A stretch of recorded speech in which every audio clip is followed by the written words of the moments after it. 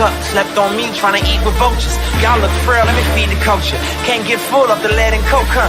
Still sober? Y'all OD, follow me. With a ring, follow me. King, yeah, I know the king. Martin Luther King. You ain't really gonna throne, boy, you in a drink. Wake up, y'all don't want it. Down to the white, I better put Milo on it. And let's soon Chico Milo, homie. And if I'm scared, I guess I don't know it. Cause I'm still going still right where the heat at. And where I ain't supposed to be, that's where I be at. And I spit that, sit back, listen to the truth for the sky crack, and the Lord gets back. Or somebody wants to get back, and they click clack, leave you been back, thinking I just intact. Never left, but I've been back, cross on my bit neck, and I don't rap gospel, I live that. But I'm nothing but a gimmick. You see me in a club, funny, you was in it. Skip a cosign, shout out to the homie Kendrick. And all I hear is crickets when I run into the critics. Oh well, show tells me a lot when they tell me to rock. Keep my eyebrows raised, smell what I'm cooking. And the sales may drop, yeah, the meal may stop, but they ask for the truth, yeah, I'ma do it. They like, how you do that now? Sound kinda nice, boy, who that down? Is everything real good, true and fair? But you probably wouldn't listen if you knew that down. If you knew that down.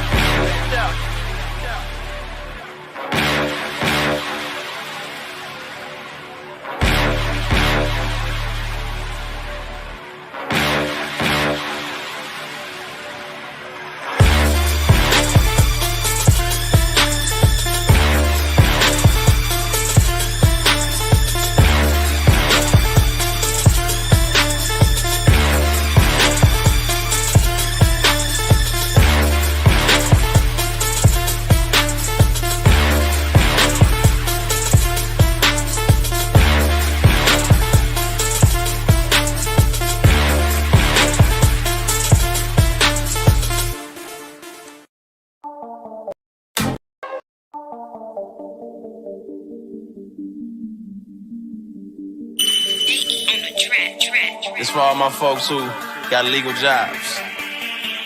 You beat the odds, you feel me?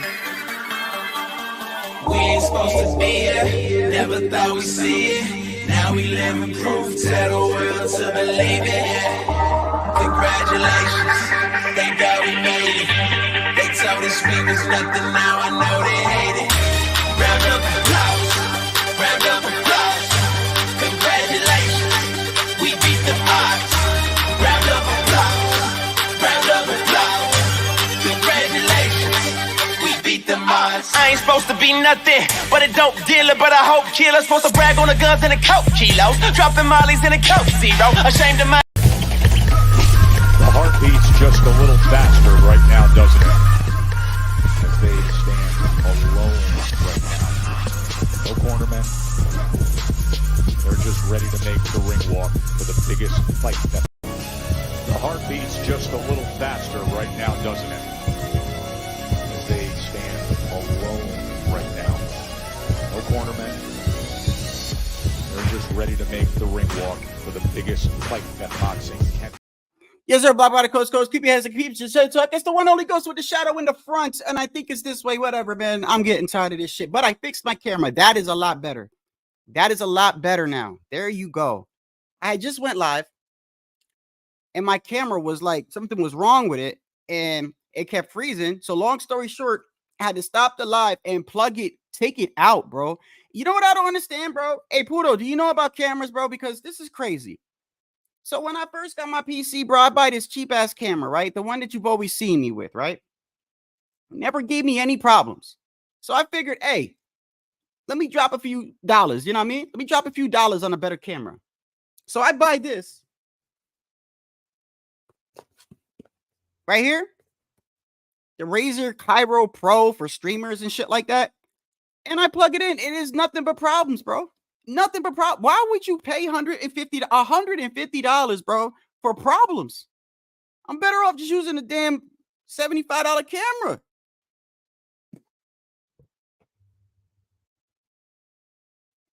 I don't get it, man. I don't get it. But anyway, what's going on, Pudo? Hey, Pudo, were you here yesterday? Were you here yesterday when I dropped the live right after the Ngannou fight? Were you here? You know, hey man, you know, before I get into, like I said, you know, I was gonna start a rant before this whole live ended, but you know, before I start off, I do want to say that Francis Ngannou has a lot of heart. That man has a lot of heart. And it's very unfortunate. It's very unfortunate because I like Francis. I really do. In fact, I think he's one of the most genuine dudes out of the oh, you missed it? Okay, out of the MMA community. I honestly, before I get on this rant or whatever, I want to be dead ass serious. I want to give that dude his props, bro. Because to be in all honesty, number one, I know that man would kill me. So understand, when I'm talking shit, Shadow's not dumb.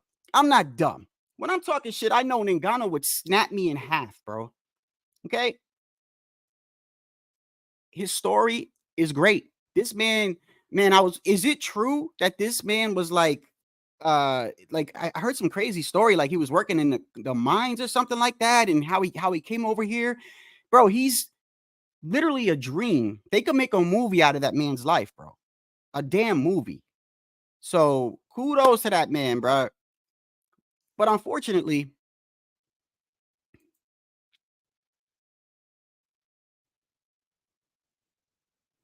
well, bro, first off, Jay Delgado, we know that people don't keep the same energy, bro. It's just how it is, man. Unfortunately, it's how it is, bro. It's sad, but it is what it is. Hey, look, I'm gonna say this before I go on to say anything. I want to be clear how I view things. I think everyone is biased. I think everyone is biased to a certain extent. Why do I say that? Is because, okay, when there's a fight going on, or even when there's a team or a fight or whatever going on, do you have a team that you favor? I mean, okay, in sports, right? There might be a game and you might even not like any of the teams. You really might not. But don't tell me that there's not times when you see a game and you like one team other than the other. So that's bias. That's bias because, okay, but there's healthy bias in my opinion. Okay. If I have a family member and something's going on, I'm gonna be biased towards my family member. See what I'm saying? Like, you know, it's just using your bias to, like, you know, to be fair or not. Your bias should never get in the way of fact. Never, never, never. There's been times where a fighter that I support has been clean knocked the fuck out. Chris Colbert is an example. I had to listen. I came on here. I knew they were gonna talk shit to me. I knew it. I knew it. This is how people are. I had a dude, even after I went live and I got on Chris, and I'm like, Chris, you deserve it, man. You talked all that shit. You said you don't watch tape. You said all types of crazy stuff, bro, out your mouth, and you got knocked out. I literally came on here and said that about a fighter that I support. What do you think they did? What do you think they did? They still came at me in the comments, bro. It's just how people are. They don't keep the same energy. And by the way, when it comes to Canelo, you should know. We're going to talk about Canelo in a little bit. You should know. I'm going to talk about the biasness when it comes to Canelo today. Because listen, it never ceases to amaze me when it comes to that man. I've already said it 1,000 times. The man is damned if he do, damned if he don't. Left, if he go left, right, down, up, backwards, forwards, it's not enough for these people. But it's kind of funny because they'll try to shame him. They'll try to shame him with other people who's not done half of what he's done. That doesn't make any sense to me. It makes absolutely no sense to me. You sound like an idiot when you do that, bro. You really do. How would you sound if you trying to remember John Starks from the Knicks? Who remembers that? I remember as a child, bro. I think or I used to watch the old basketball games even before I was born. And I remember John Starks. He was a guard from the New York Knicks. And he would light up the three-pointers, right? And then I remember he had a horrible game 7.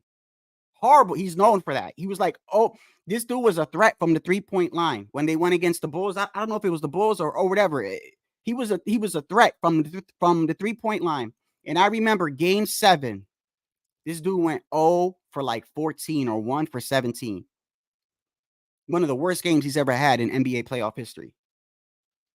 Can you imagine somebody taking him and try to shame LeBron James with him? That's how some of these people try to do with Canelo. They literally will shame that man, and then in the very next breath, bring up a fighter, and when you compare the resumes and you compare the accomplishments, it's laughable. But I'll get to that in a second.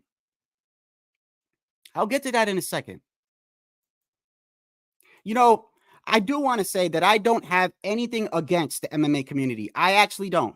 I don't have anything against them. And some might think it's petty, and some might think it's a little kid game that I'm playing. I'm not playing no games. I'm not. I just represent one community, and I represent the boxing community. Let's make no mistake. When Ngannou went the distance with Tyson Fury, I actually clipped a couple of channels that were from the MMA community and what they were saying, including former light heavyweight champion and heavyweight champion Daniel Cormier, including the stuff that they were saying. And they were shitting on boxing. In a way, rightfully so. Because let's make one thing clear. I don't care what sport it is. I said this yesterday. It could be ping pong. No man is supposed to come from another sport and go into another sport and challenge the champion. And it's not supposed to be competitive, bro. It's not supposed to even be competitive. Do you understand that? It's not supposed to be close. And Tyson Fury done embarrassed us, bro. Tyson Fury embarrassed our community bad, to the point where, and some people didn't view it like that. Some people, they're like, oh, no, he did represent us, bro. He did. It was a boxing match, but that was an MMA versus a boxer, bro. In his first professional fight, he dropped the heavyweight champion of the world.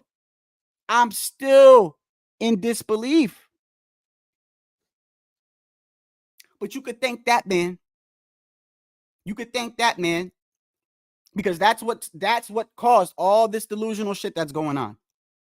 And all that shit that was happening. And all these dudes were saying, and I'm a small channel. I've always said I'm not shy. I mean, I can't deny it. Like, I would be an idiot if I sat up here and told you I had thousands of subscribers. You just go look at my count.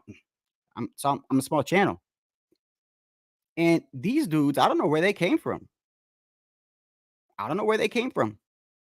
But I don't care. I'm not going to restart the live. I know my camera's messing up. I can't do it.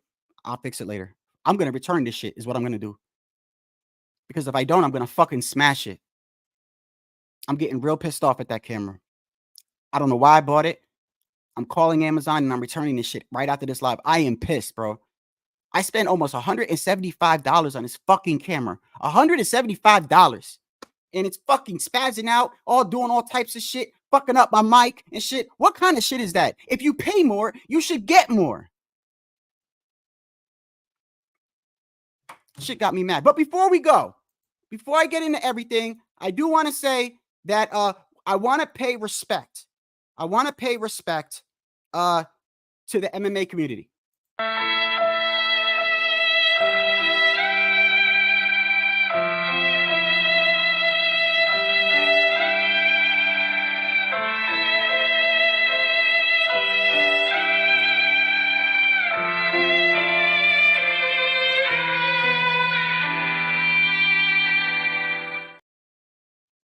Gallant effort. Is that the correct word? What a gallant effort.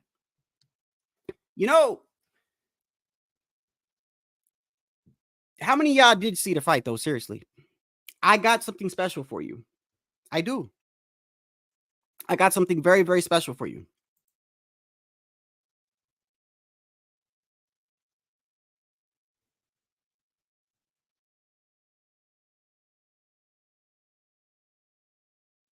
Mike Tyson said that about Canelo?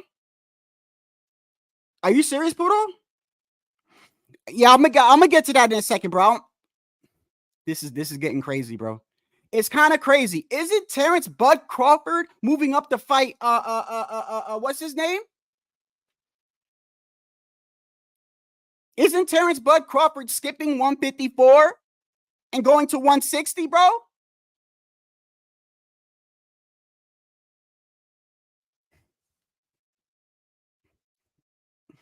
Unbelievable, bro. The nerve of some of these people.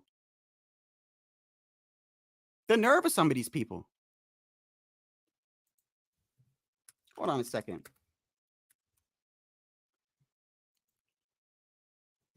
I'll get to that in a second. Didn't he skip 154 because he, mind you, the winner of Tim Tszyu and Keith Thurman would be a good fight for Bud Crawford, right? Isn't he skipping that weight class completely and going to 160 and fighting Eubank? But Canelo's a disgrace to Mexico. Is that what they're saying? Okay. Yeah, I'm going to get on that in a second. But before I get on that, I want to tell you that I know somebody who was at the Ngannou fight, somebody who was at the Anthony Joshua fight, and he actually recorded the knockout. He recorded the knockout. He was there at the moment of impact. Yeah, I got it right here.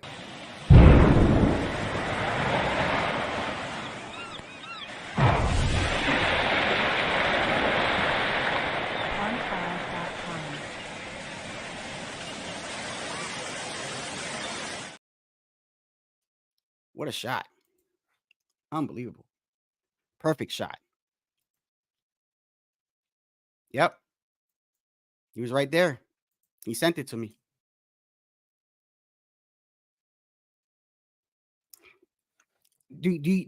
Am I petty for going at these guys? Do you think? No. I'm not. You guys know a guy named MMA Guru? I'm actually subscribed to him, by the way. I actually like the guy. I do. I'm still subscribed to him. I watch the UFC, by the way. I want to make it clear. I do watch the UFC. I do watch it, bro. I do watch it. I'm just a boxing fan first. Some might say they're both. I'm sorry, but I represent the community that I represent. I've been doing this for almost 3 years. And I said yesterday, I get nothing out of it, which could mean two things or a mixture of both. One, I'm ass at what I do. Or two, I'm an idiot and I don't know why I keep doing it. But either way, I know why I keep doing it is because I love boxing. Even through the year of 2022. What it do, man? What it do? Did you just get here? If you just got here, well, I'm not gonna play the whole thing, but we are paying respects to the MMA community today. You know, we have to pay respects to them.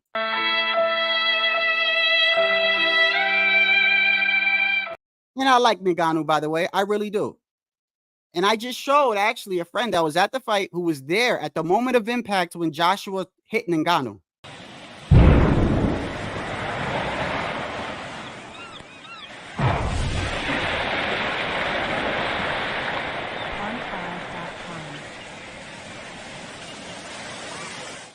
What a noble and brave warrior. I like Ngannou. I really do, man. I really do. It's unfortunate. But I'm going to tell you why. Because when Tyson Fury, that man is the reason why all this happened. See, yesterday was not even supposed to happen. Yesterday wasn't even supposed to happen, bro. Yeah, we could all thank Tyson Fury for that. MMA fans, boxing fans, anybody. We could all thank that man for that. Did you see his face, by the way?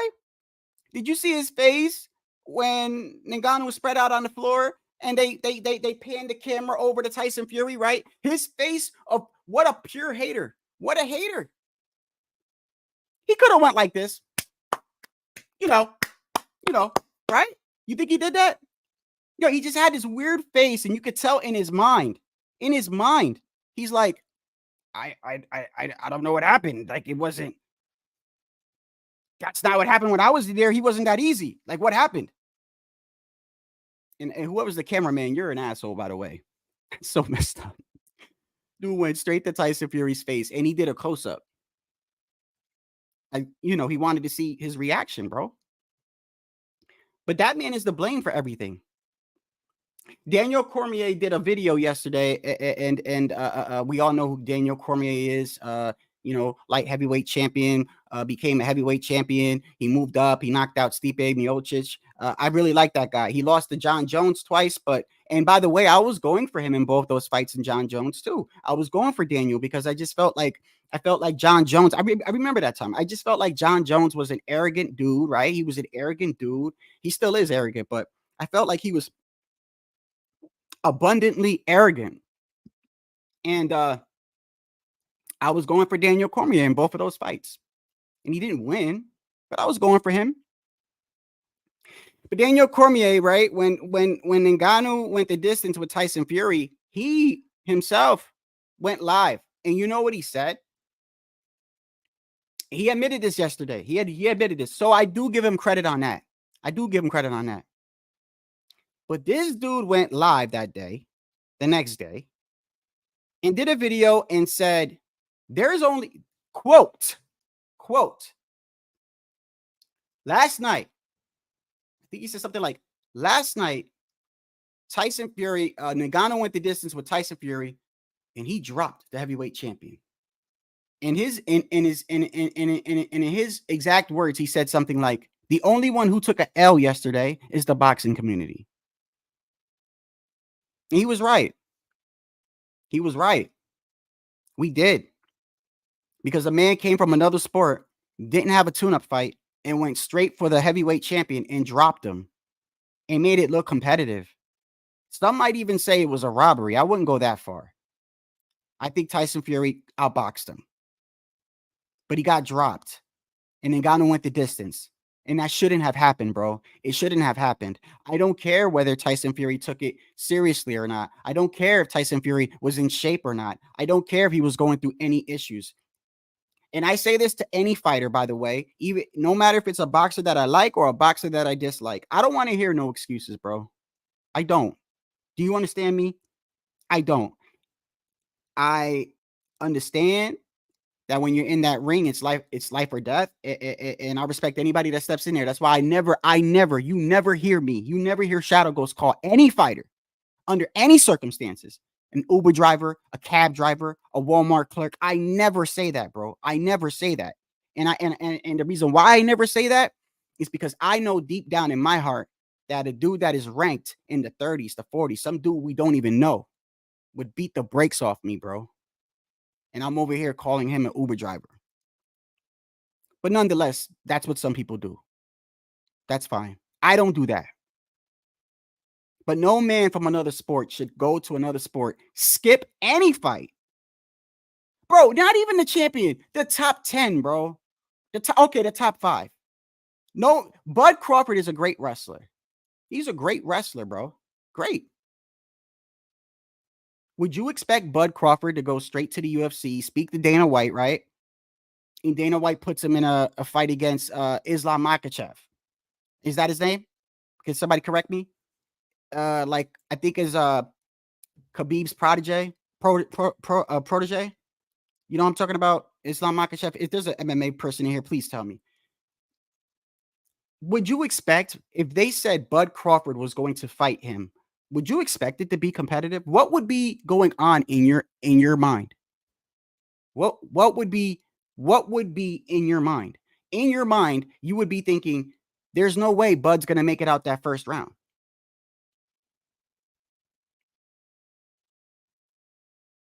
Now imagine if he not only made it out that first round, right? But imagine in the second round, Bud Crawford gets Islam Makhachev in like a guillotine, the one where your leg, let's say, where your legs are wrapped around the body and you got the guillotine. Imagine if he got Islam like that and Islam almost tapped and the bell rang. I want you to picture this. And the bell rang. What do you think they would be saying? Some of us, we would be like, oh shit, we can all do that, right? We can all do that, right? And that blame would go on Islam for not representing his sport. Well, that's what Tyson Fury did. He embarrassed the sport and gave all these people false hope, a false sense of delusion. That was a one-off, bro. I'm telling you, that was a one-off. And I blame Tyson Fury, and there's no excuse for that. Now, yes, some of them were trolls that were coming over here, but they were dead serious. The dude came over here and said, what's his name? It was a Mexican fighter from the UFC. I like him, by the way. What's his name? My goodness, man. I'll find his name in a second. He's a good fighter. He is. He's a very good fighter. I forgot his name. He was a champion. He's not a champion no more. Let me get his name real quick. I'll show it to you. Hold on. He's really a good. I like him. He's from Mexico, right? He's from Mexico. And he's a very good striker. He's a very good striker in the UFC. Hold on 1 second. I'm going to find him right here. He should be... Okay, yeah, I got him. Brandon Moreno. Brandon Moreno. You guys ever heard of him? Very good fighter. In my opinion, I like him. Very exciting. A lot of the Mexican fighters in UFC are very exciting. They're just like in boxing, the Mexican fighters are there to fight you. You know what I mean? They're 9 out of 10. They're not there to be pretty. You know, they're there to hurt you in any sport, right? So Brandon Moreno is a very, very good fighter, right? Well, they were coming over here saying Brandon Moreno beats Devin Haney, Shakur Stevenson, and they were saying all types of shit. They said that O'Malley beats Tank. O'Malley beats Tank. Tank will put that man in a fucking hospital, bro. Let that man, I said this yesterday, let that man flourish. Didn't he just beat Aljamain Sterling, Aljo, Funkmaster? Let that man flourish in his career, bro, because if he comes over here, he's waking up in the ER. That's a guarantee, bro. It's not even close. And he's making a mistake, what everybody does. Even boxers, even professional boxers that before they fight Tank, what did they mostly say? Remember what Rolly said and all these other people said? He's so small. Look at him. He's so small. Little T-Rex arms. And I'm going to break that fucking camera. I swear. Oh, man. When this live is over, watch what I do. I can't believe I spent that much money on a camera that is freezing. You know, I'm so pissed right now.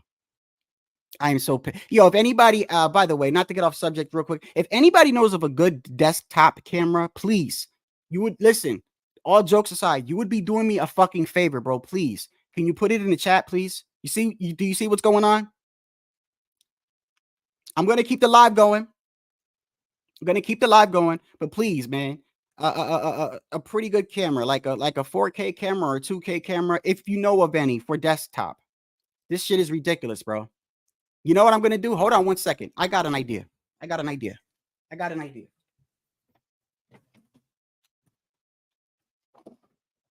Hopefully, this doesn't destroy the live. I don't think it will. But I'm sick and tired of this shit. What's going on, HOD? What's going on, brother? Give me a second, because if I don't, I'm going to break this fucking camera. Actually, let me see. I think this could be doing this right here. Let me take this off. And let me try to put it right here. Let's see if that works. Let me test that out real quick. Hopefully that'll work. This camera, I'm going to break it. I'm about to fucking go crazy, bro. $175 for this piece of shit ass camera. If it was a person, I'd smack him in the face for real. But getting back to the UFC, man. Not UFC, just MMA in general. I really do like you guys, bro. I really do. You guys are passionate. But best believe what would have happened this morning if Ngannou would have won that fight.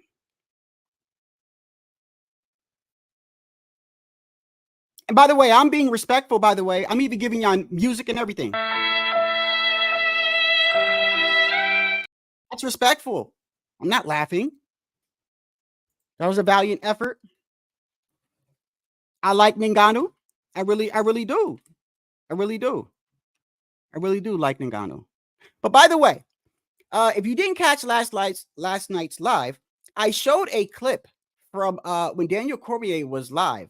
I found it so funny, by the way. And I'm gonna get on Canelo right after this in a second. Because I don't want to harp on these guys too bad. But by the way, if you think I'm petty and I'm going in on these guys or whatever, you need to really realize. I want you to really realize. You know what would have happened. You do know what would have happened if it was the other way around, right? Listen, there is no doubt. Make no mistake. I'm not talking about little channels. I'm talking about, I'm about to break this shit. Yep, I'm about to break it. These big channels, even Daniel Cormier said that boxing took a L. Like, come on, man. I don't understand why they think it's like that. Hold on 1 second. Let me see something. Hey, you know what? Hold on 1 second. I'm gonna block this screen, and I'm gonna try to switch this out real quick because that's not gonna keep happening. Let me put a good clip up here. How about yeah, there you go. My baby Alicia. That's my baby right there. Hold on 1 second. Hold on. Let's go like this. Okay.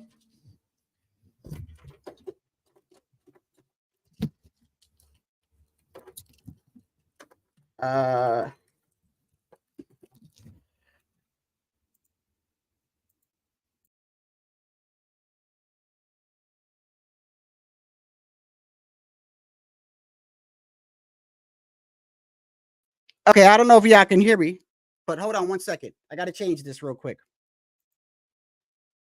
Okay, camera. Let's go to my camera over here. I'm going to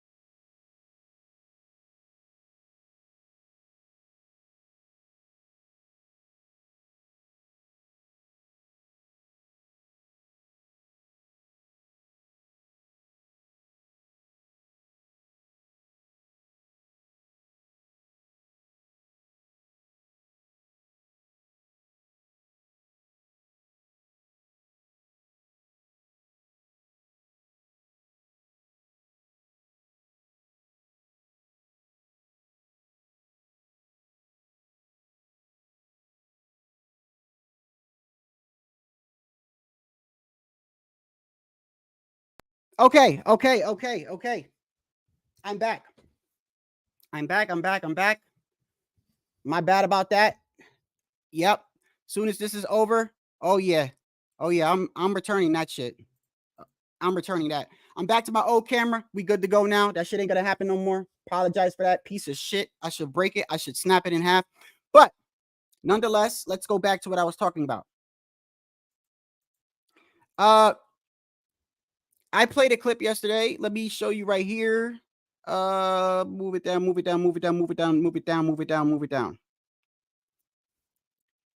So Daniel Cormier was doing a live yesterday, right? And before the live, you know, they still had the Tyson Fury fight in their head or whatever, right? And they really thought that like it was going to go a different way. And then afterwards, when the knockout happened, he didn't want to. The fighter, it was named Anthony Smith. He didn't want to be in front of the camera anymore. He said he had to go to dinner. Bro. All of a sudden, he didn't want to be on the camera anymore. This is what he said. Crazy. What a knockout by Anthony Joshua. And you know what's crazy? The boxing world celebrate. Mm-hmm. They're like, you can't come into our world and think that you could do it. It was a one-off. It was a fluke. They're celebrating. Yeah. You know, it's not going to last. All right. I got to go to dinner. Where are you going? Where you going, Anthony? I don't understand, man. Why you got to go to dinner, bro? You was there for fucking 3 hours, man. Now you got to go to dinner, right? Yeah. So before I move on to Canelo, I'm gonna say this though. I give a lot of respect to Ngannou, bro. I'm not trying to rub it in on him because it ain't him. It ain't him. It's all fun and banter. But this y'all should understand. I don't be honest with you. This is why I'm not a huge person that likes to watch other people from other sports. I don't expect nobody from the boxing community to go to the MMA, bro, and fucking start choking people out. I don't. Like, I think it's stupid, bro, for you to even think that. And it's a lot of times it's just a money grab, in my opinion. It's a money grab, bro. It's a money grab. Last night should have never happened, bro. Last night should have never ever happened. But nonetheless, it did. I do wish Ngannou the best. Oh, which by the way, which makes me think, how does his contract go with the PFL? Does anybody know? Because like I remember when he signed, right? Didn't he when he signed the contract, didn't he go on Ariel Huani and said that the PFL was very, very lenient? I think he said like they're very lenient and they're gonna let me fight Tyson Fury, right? And then he fights Tyson Fury and then he fights AJ. So he has, correct me if I'm wrong, because like I said, I'm not an MMA expert. But correct me if I'm wrong. Has he fought in the PFL yet? Ngannou? Has he had a fight? Does anyone know? Because that doesn't seem weird to you. You sign a contract with the PFL, right? And yet you've not had one fight under the PFL, but you've had 2 boxing fights. Now you got knocked out, bro. Doesn't that make, I don't know, man. That is just weird. Like whoever made that why would you do that? Why would you sign somebody like he made a lot of money? Let's make no mistake, he made a lot of money, but this is, I think, for the people at the PFL, this doesn't look good. Like they signed Ngannou, he's supposed to be like the top dude, bro, over there. And when you get knocked out like that, bro, you take a stock, like your stock takes a hit. But nonetheless, I do I do like the MMA community. It's nothing but banter. Some of them are actually subscribe to me, a handful. But let's move on to the hatred of Canelo Alvarez. Of course, it is a topic that never ceases to end. It never ceases to end, bro.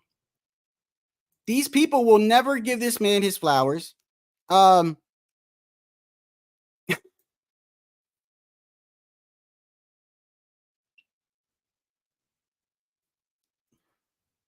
Bro, did Mike Tyson really say that, bro? Did Mike really say that about?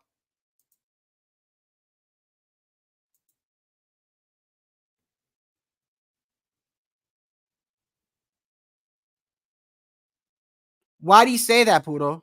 Why? Why? Mike Tyson said Canelo is an embarrassment to Mexico. Somebody explain to me how this man is an embarrassment. That's so fucked up, first of all, for anybody to even say. In my opinion. That's a fucked up thing to say, bro. For you to say that somebody is an embarrassment to their country, that's fucked up. Why would you even say something like that? Let me look this up real quick. I'm surprised Mike Tyson would say that because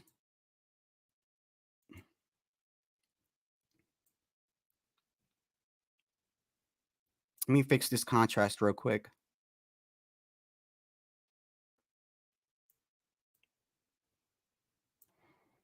I'm surprised he would say that, bro.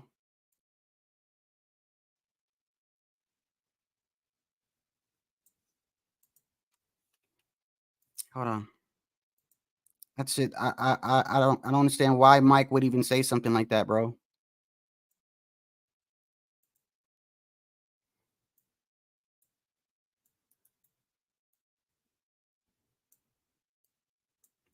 Which interview was it, by the way, so I can look it up? Which interview was it? Does anyone know? I'll show it right now.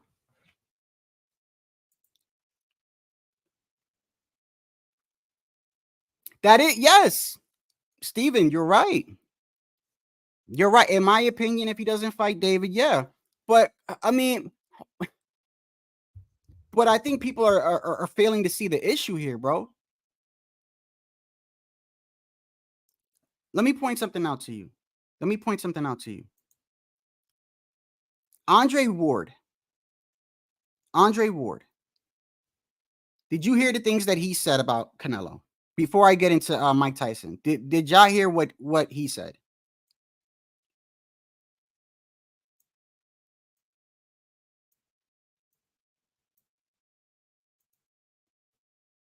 Did you?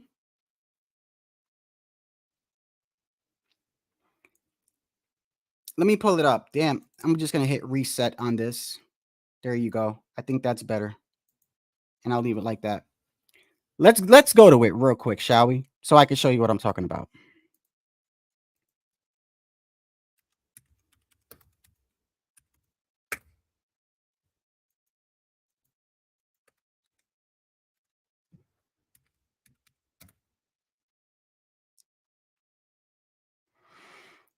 Everything that I do, understand, is for entertainment purposes. I am not, what is the damn word? Oh my goodness, man. I'm so messed up today. This camera's got me so pissed off, bro.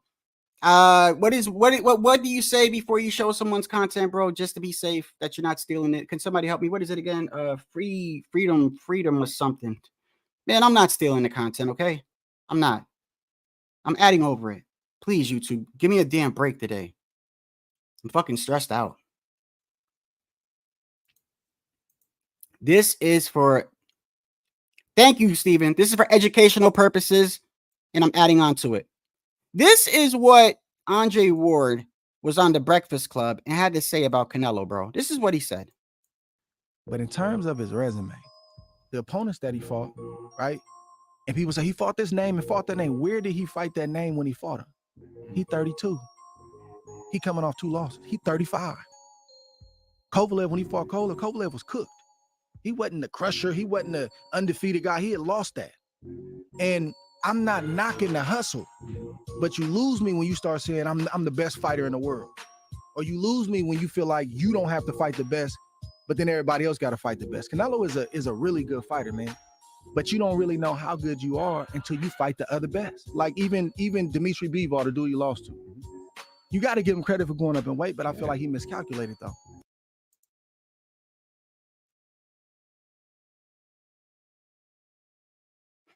There is so much wrong with what he just said. I don't even know where to fucking start. I don't even know where to start, bro.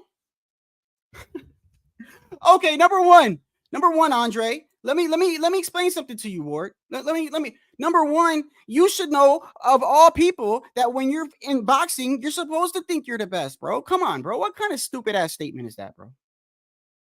What kind of stupid ass statement is that, bro? You're supposed to think that you're the best. You're supposed to think that that nobody can beat you. That's number one. I know fighters with 7 losses. If you ask them who's the best fighter, they name themselves. It's not even just in boxing. It's anything competitive. Go to hip hop. Right?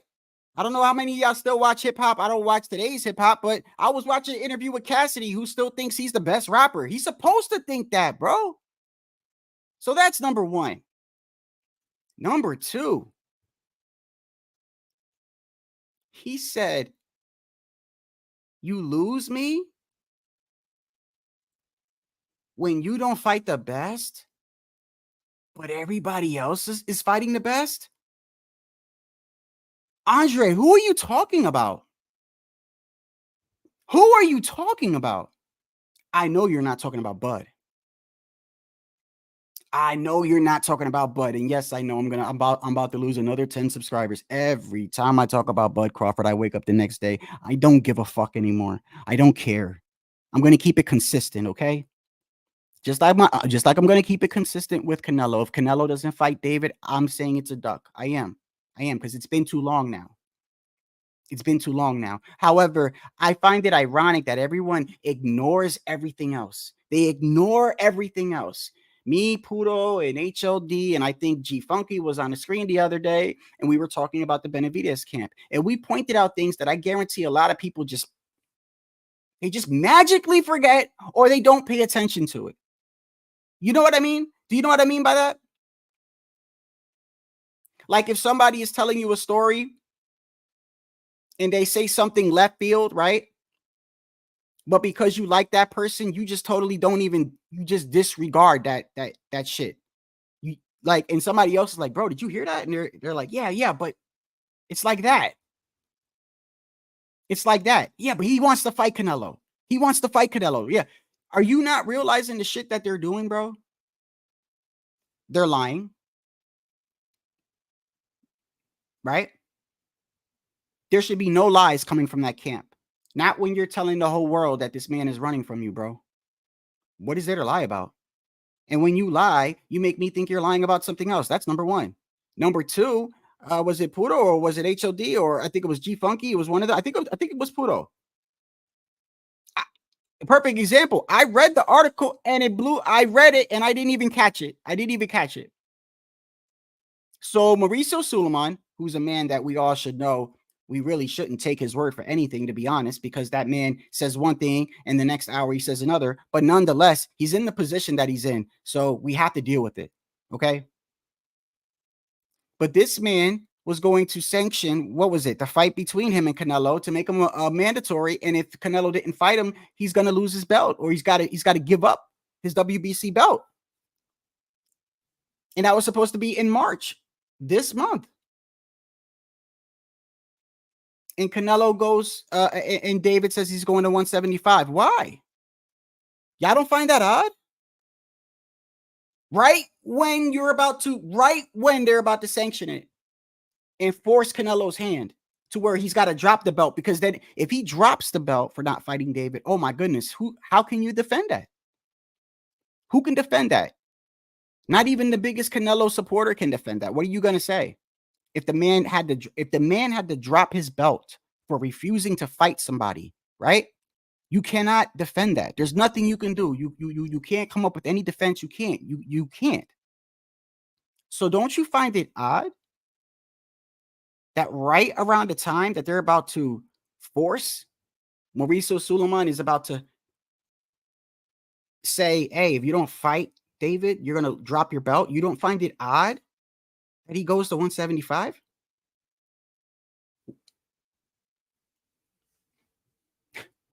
It's just little things like that. And that, I totally missed that. I remember Pudo brought it to my attention. Pudo said, go look at where Mauricio Suleiman says, I'm about to sanction Canelo and with Benavidez being the mandatory. And if he doesn't fight him within a certain amount of time, he's got to drop his WBC belt. And like I said, if Canelo drops that belt for refusing to fight someone, there is no argument. There is no argument. You can't say anything. The man literally dropped his belt for not fighting someone. You wait all that time, and when that happens, now you go to 175. That's not weird to y'all? That's not weird? And the guy they're fighting happens to be an Eddie Reynoso fighter. And when they ask him, did you know? David's father's like, no, I didn't know that. It's the first time I'm hearing of this. Come on, man. Come on.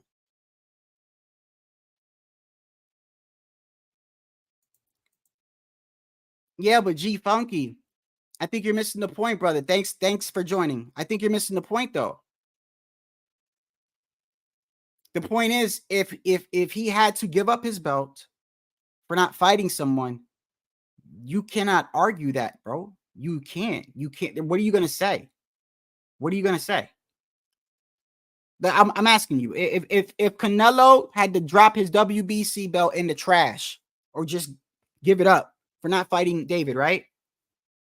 What would the biggest Canelo supporter even say? How can you even defend that? You can't. You can't. So I find it odd that right when that's supposed to happen or whatever, they start to. David says he's going to 175. You know what they're going to say? They're going to say, oh, well, he's supposed to fight somebody, right? And this and that, right? But why go to another weight class?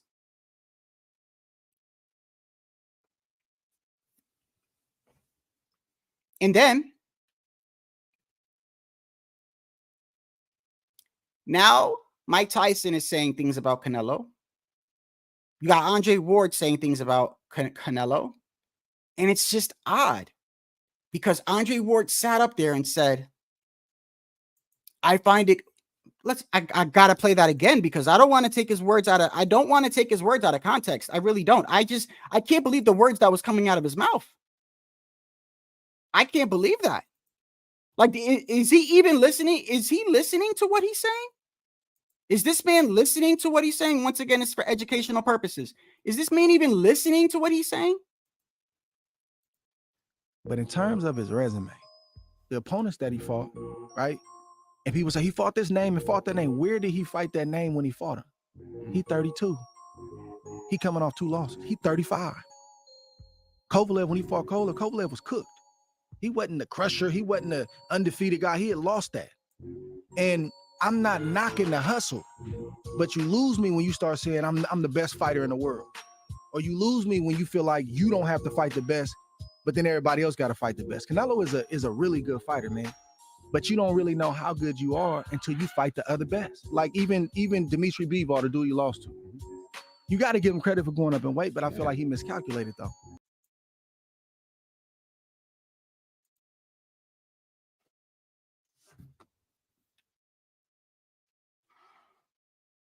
Andre, what about your boy Bud? Y'all gonna make me do this. They're gonna make me do this. Y'all really gonna make me. Y'all really. This is. Okay. Okay.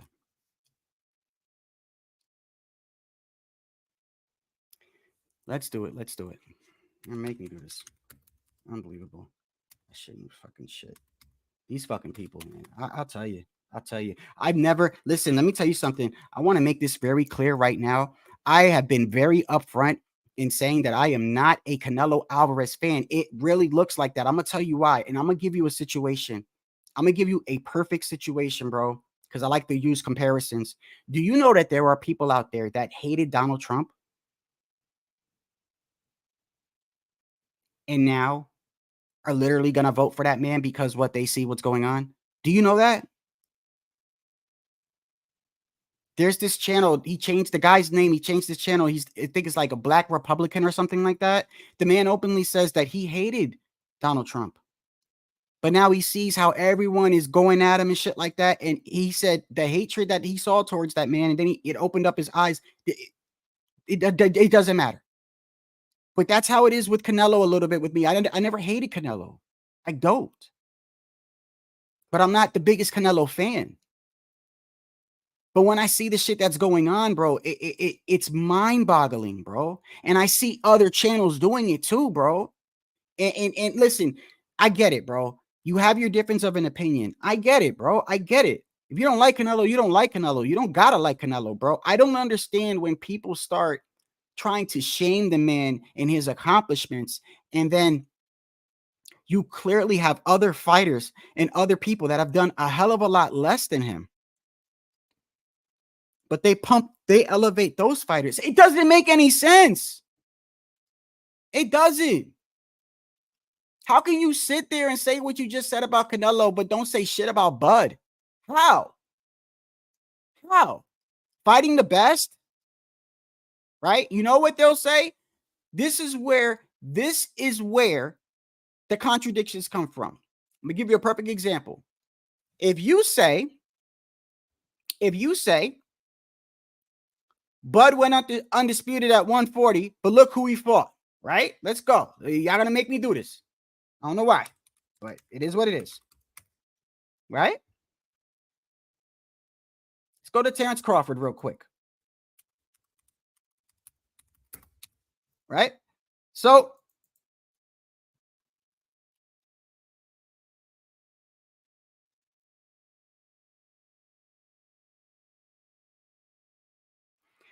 it was in Dongle, right? I want to make sure I get these people correct.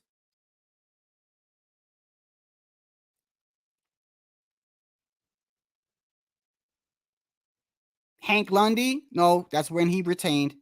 Okay, Thomas Delorme, okay, won the WBO. Okay. Then he beat Ndongo for the WBA, right?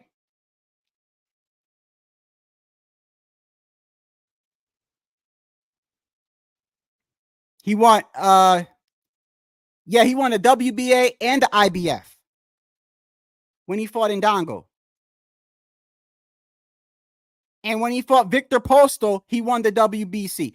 So now, Victor Postal, Ndongo, Thomas Delorme, and Ricky Burns. Did y'all hear those names? Y'all heard those names, right? Thomas Delorme, Ricky Burns, Ndongo, and Victor Postal, right?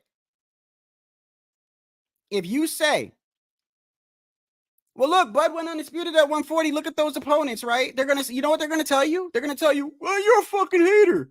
You're a hater because those were the champions there. He beat the best in the division. How did he become undisputed? You're such a hater. Canelo goes to 168. He's on a European tour. He's beating the champions that were undefeated.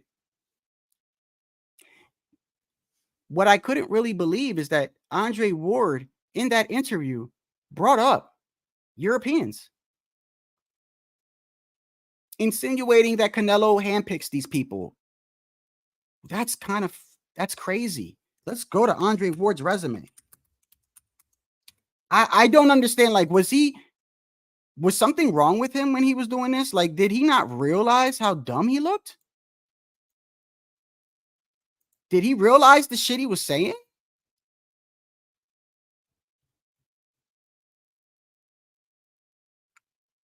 Let's look at his resume.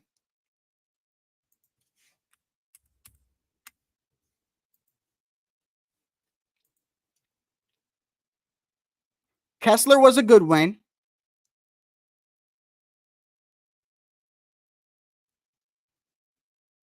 Right?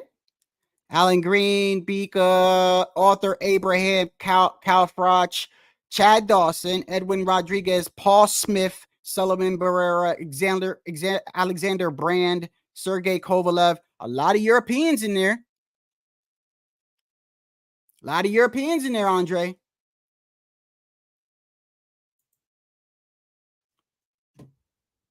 What did Mike say about Canelo, bro? Let me look this shit up. I don't want to get on Mike. I fuck with Mike, but damn, bro. I'm surprised with Mike. I'm really surprised at Mike, bro. He should know better. That man should know better, bro. He knows how the business is more than anything. Before I get into Mike, you know what I don't understand? If you don't believe what I'm saying right now, right now, I want you to go look at some channels and what they're saying in regards to Terrence Bud Crawford skipping 154 and going straight to 160 to fight Eubank Jr. Mind you, right? Boots has the IBF, right? We all know this. Boots has the IBF. If he was to beat Boots, he becomes 2 times undisputed at 147, right? No. What did they do? They shame Boots. He's an email champion. He's fought nobody, right? He runs through him in 4 rounds, and he doesn't sell. So now they get Boots out of there, right? And he said he was going to fight Jermell. And Jermell had that outing against Canelo, and he didn't look too well. So now he says, I'm not going to fight Jermell now, right? So now we're thinking, okay, well, he's going to move up to 154 and fight Tim Tszyu, right? Because that would be a good fight. And that's a fight that could actually sell in Australia, considering and thinking if Tim Tszyu gets past Keith Thurman, which, by the way, that is not a guarantee. And I still think Keith Thurman has a very good shot at beating that man. Nobody has ever walked through Keith Thurman. Even the fight that he lost He put up a great fight. And if you take away that knockdown, damn it, it's damn close, bro. But nonetheless, if Tim Tszyu was to beat him, that's a very good fight and a sellable fight. And that man's got a country behind him. No, what does he do? He skips 154 completely. Well, who's at 154? Who's at 154, y'all? Let's look. Let's take a look. I want to show you something. You tell me if I'm bugging. You tell me if I'm bugging. Okay? Tell me if I'm bugging over here.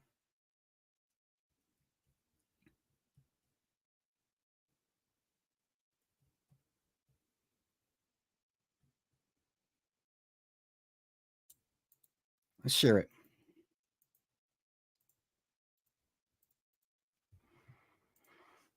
Okay.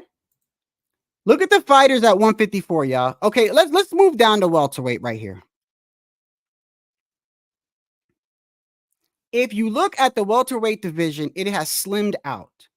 What do I mean by slimmed out? You guys know what I mean. A couple years ago, 147 was what 135 used to be. Now 135 is slimmed out. Now 140 is that division. Do you understand what I'm saying? It happens through, it just happens like that. People move up, right? But then the divisions, like, you know, when they say it's a stacked division, right?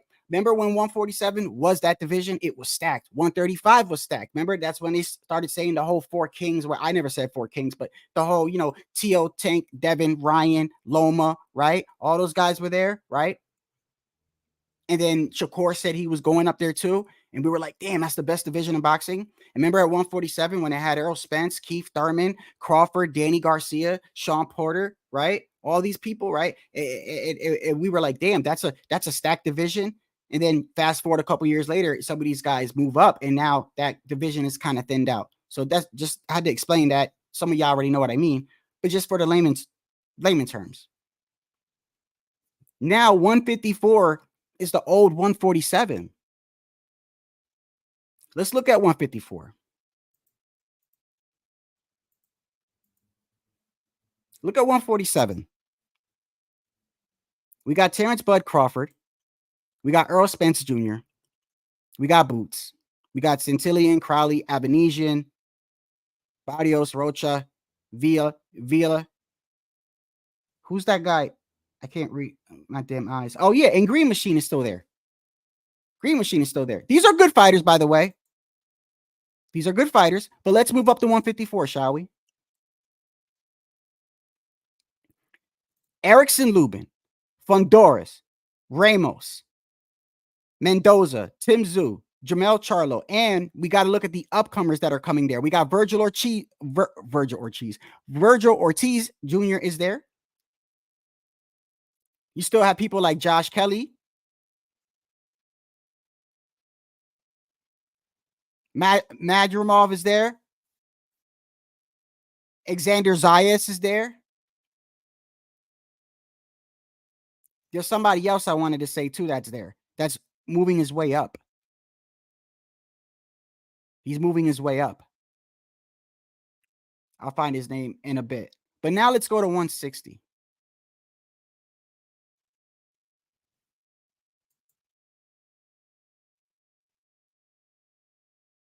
Eubank Jr., Laura, Adames, Janet Beck. Would I be a hater if I said to you, well, he's picking the easiest guy out there out of the top four? He's picking the easiest. Well, is he not, y'all? I mean, I'm not saying, listen, I want to make it clear. I don't usually do this. I'm telling you what they do to Canelo. That is the truth. That is what they do to Canelo. Make no mistake. That's what they do to Canelo. Let's look at that. Look. So hold on a second. Let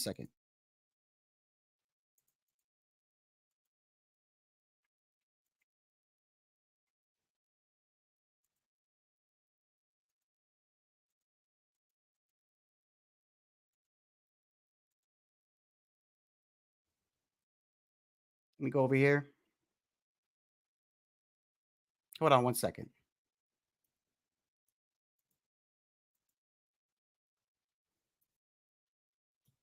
Look at the top four. Janet Beck, Adames, Laura, and Eubank Jr. Would one say, okay, let me ask y'all, if y'all, before people start calling me a hater, because I know that's what they're gonna do. I know what they're gonna do. Let me ask a question for everybody in the chat, and I want a dead ass serious answer. And I know y'all are going to give me a serious answer because most of y'all disagree with me anyway, right? My mods disagree with me. I say it all the time, which is why I like them, because they're honest with me. Except for, OG, he plays around me too much, but it is what it is. That's why he's got that position. Let me ask you. I'm going to ask you a question, and I just want somebody to answer this. I'm going to name you 4 fighters.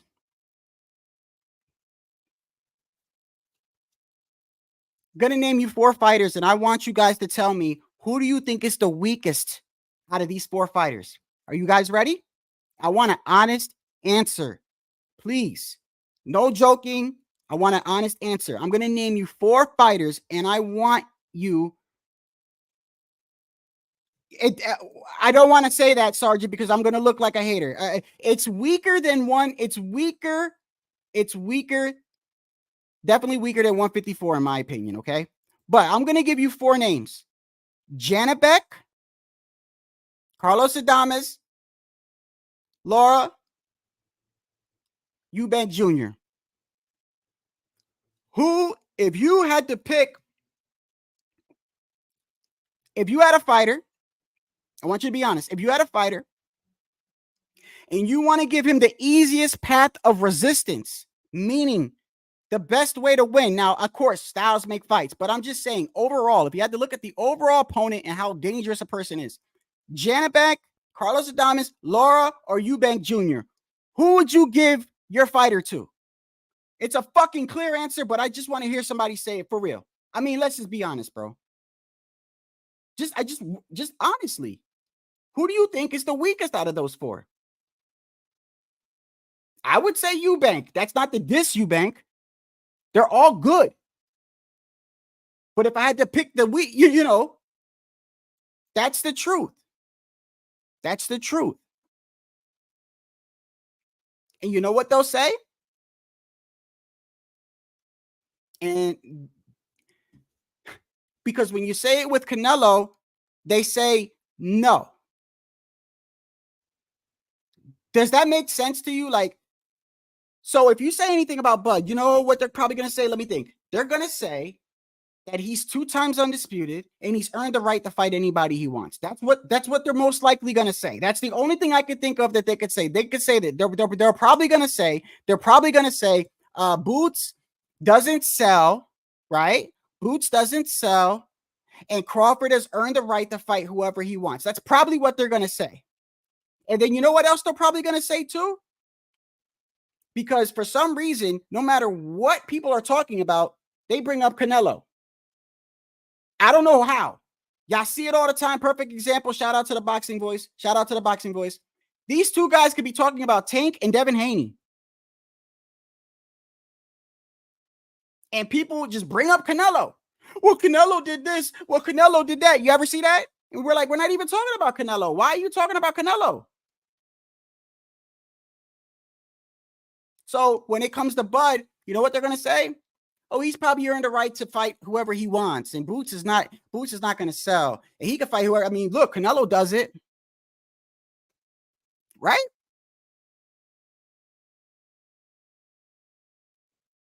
And I guarantee you that the same people that are putting pressure on Canelo, a lot of them, calling him a duck for ducking David, are comfortable with Bud Crawford skipping 154 and going straight to Eubank Jr. They're going to say, well, he's earned the right, and it doesn't bother me, and all. That's probably what they're going to say, bro. I've been in this community way too fucking long, bro. That's what they do. Instead of saying both of them should fight, he should fight this guy, and he should fight this guy, which is very easy to do. Canelo should fight David. In my opinion, right? Everyone has their opinion. I think Canelo should fight David, and I think Bud should fight Boots or Tim Tszyu. That's me. I could say both of them. I don't have to pick one and stay with one and shame the other. You don't have to do. You do realize you don't have to do that, right? You do realize you don't have to pick one and shame the other. For some reason, that's what people love to do. But when you do that, you look ridiculous.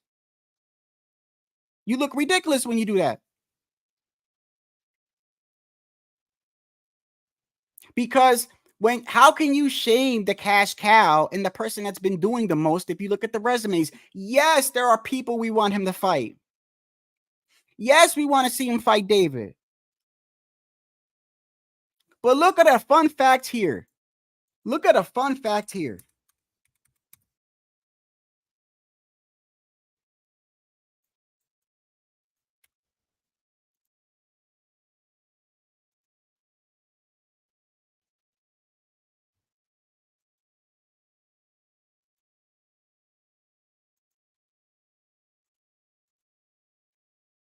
Look at a fun fact here.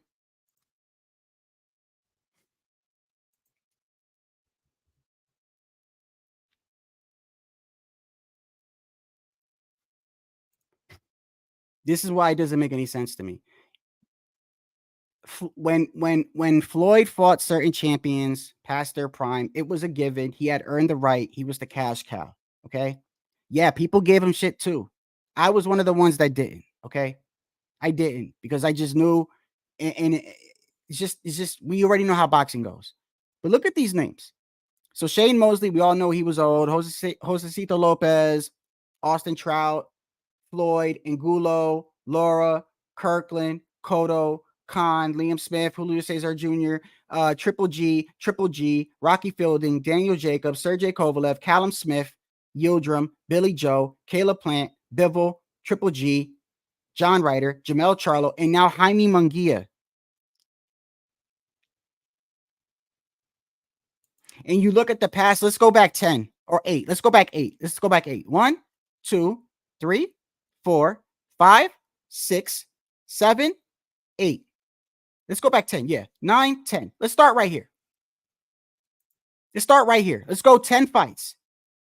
He fought Daniel Jacobs, who was a former champion, Sergey Kovalev, who was a champion at 175, Callum Smith, who's a champion at 168 undefeated, Yildirim, who was a mandatory, Billy Joe Saunders, who was an undefeated champion, Caleb Plant, who was an undefeated champion, Dimitri Bivol, who was an undefeated champion, Triple G, who's a champion, John Ryder, who was, I'm not sure if he was a mandatory or not, but either way, Jamel Charlo, regardless whether we like the fight or not, he was undisputed at 154, and now he's fighting a champion in Jaime Mungia.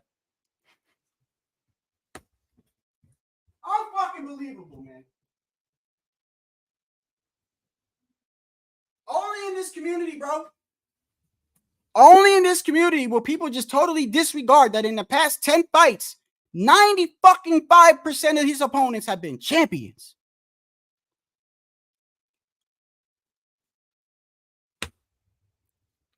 Oh, let's go to Bud. Let's go to Bud. You know, maybe I'm dumb. Maybe I'm dumb and Bud did something better. Maybe that's possible, right? That is possible. So let's go to Bud.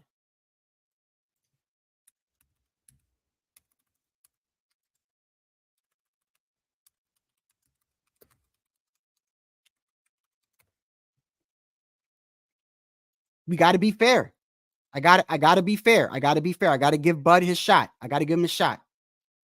40-0. And by the way, Bud Crawford is a bad man. I'll never say anything negative about Bud, bro. I want to see this man fight. He is a bad man. He deserves all them stars to be full right there. You damn right. 2-time undisputed, bro. It's a bad motherfucker, bro. It is what it is.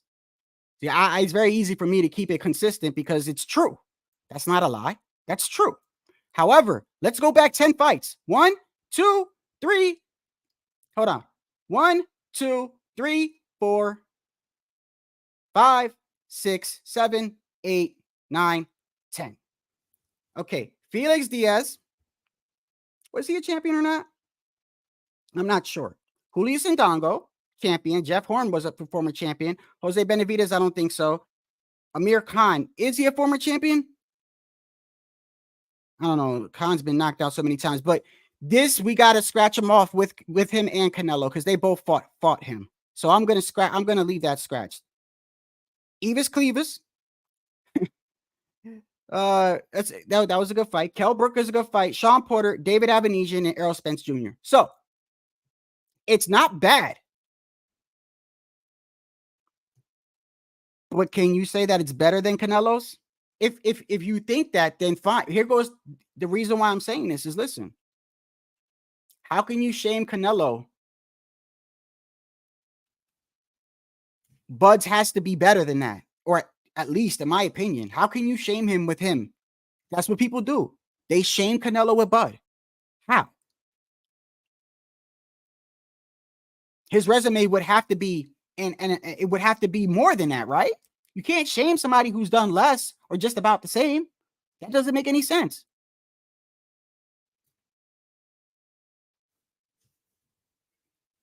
So Bud moves to 160 now to fight Eubank Jr.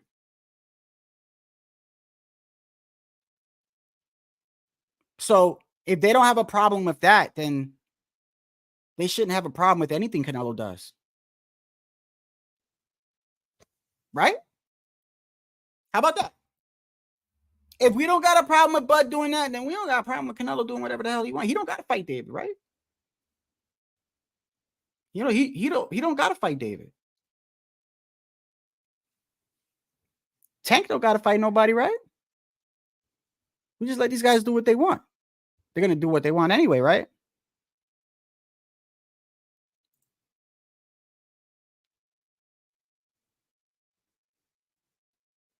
He hasn't even built up his name like that to be fighting Crawford, bro. That would be a good one, OG.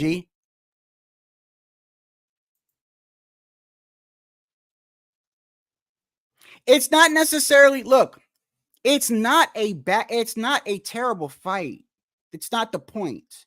I want you to understand the point. The point is, you notice how Canelo's not fighting Mungia?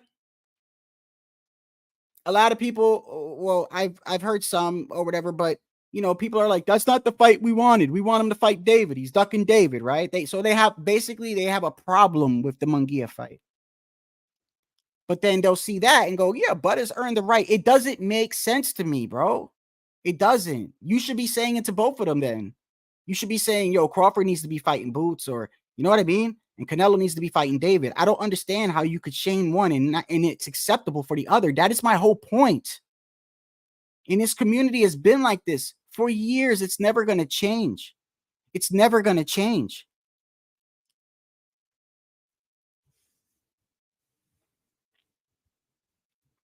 So Canelo's going to be fighting Mungia, right? Do they have a date set for that? Is that Cinco de Mayo? Let me see. I'm pretty sure it is, right?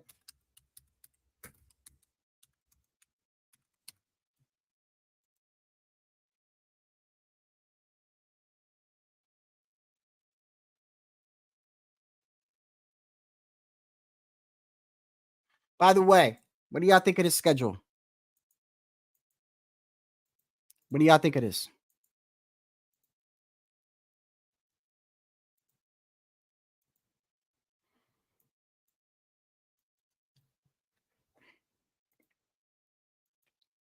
Usyk and Fury, Loma and Kambosos, Neri and Inoue, Taylor and Catterall, Devin Haney, Ryan Garcia.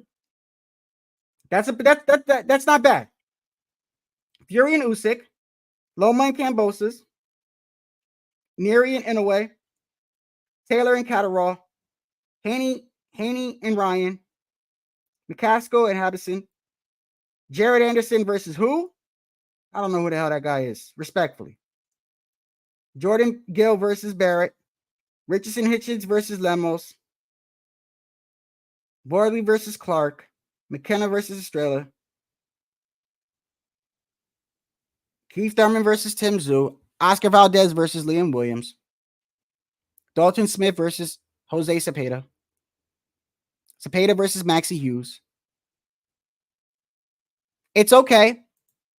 It's not bad. It's not bad.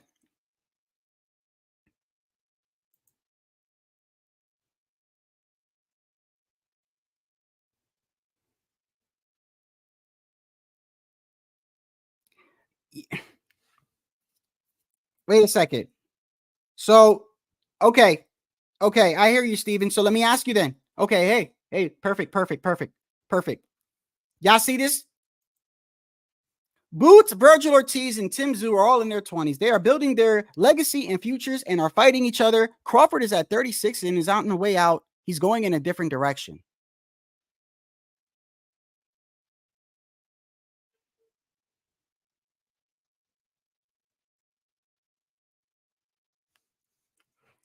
So Canelo, although 31 and younger, I believe he's 31, you could say he's an old 31, would you not? Look how many fights he's had. Look how active he's been. The active between Canelo and Crawford is not even a, you can't even bring that up. Crawford fights once a year, if that, maybe two.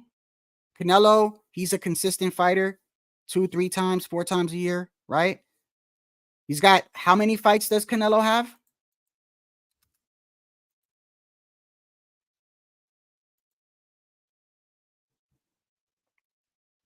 $64 fights. 64 fights. And the man is 33. So he's going a different direction. So then why don't we just say Canelo's going a different direction then?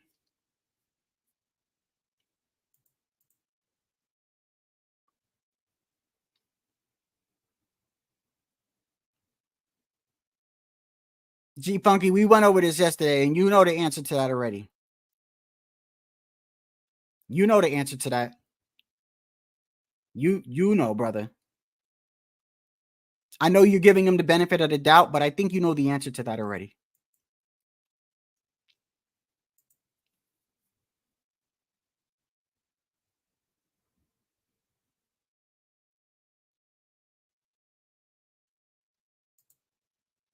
What's going on, Pounds?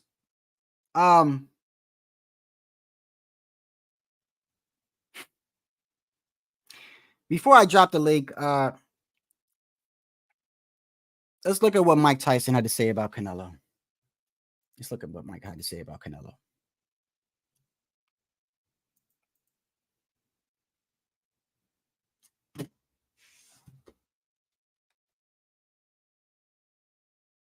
You know how I feel about Berlanga. I don't want to get on a Berlanga rant. Just simply short, I love my people, but he's not that guy. He's not even close. Okay, so let's go to what Mike had to say. Let's go what Mike had to say.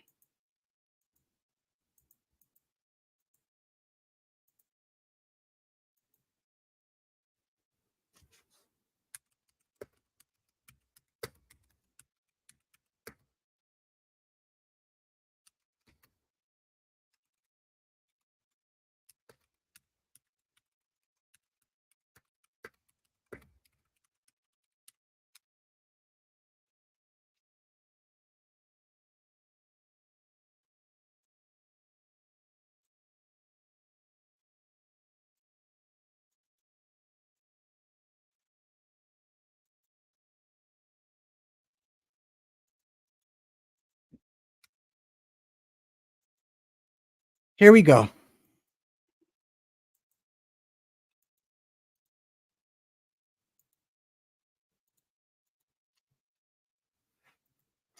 Mike Tyson lashes out at Canelo Alvarez.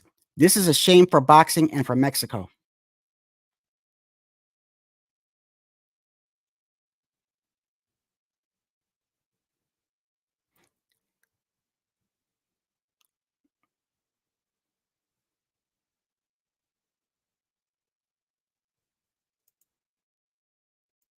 I hate to do it, Mike, but didn't you not want to fight Riddick Bowe? Didn't you not want to fight Riddick Bowe? You openly said you wouldn't fight Riddick Bowe because y'all knew each other. You said that, Mike, not me. You said that.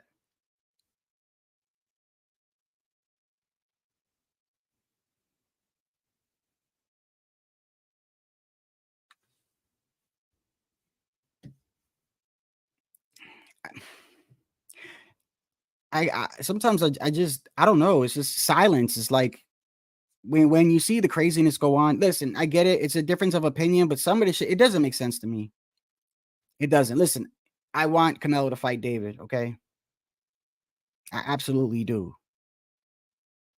I absolutely do. But if I'm going to say that for him, I'm going to say that for everybody. That includes Tank. That includes Tio. That includes Crawford.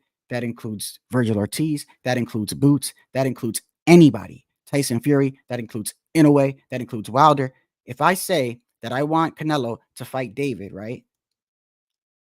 I'm not just going to say that for him and say, but it's okay for Crawford to fight whoever he wants for money and Tank could do whatever he wants. No, if I say that for Canelo, this is me. This is Shadow saying it. If I say that towards Canelo, I am keeping that same energy for Crawford, for Tank, for Boots, for Tio, for Inoue, everybody. I don't just go, well, I'm only saying that for Canelo.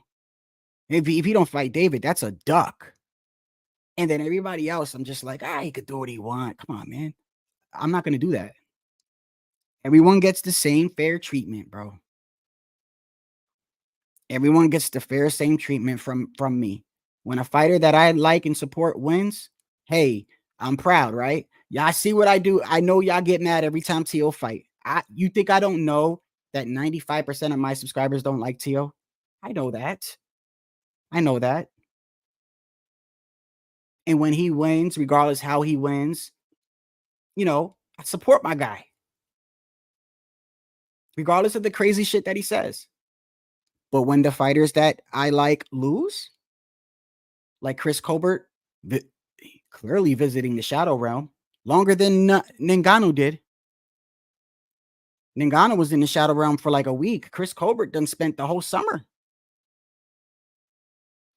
face down. I went live and I kept it real with him too. I had to. I can't go live and act like it didn't happen and make excuses for him. So I got to keep the same energy.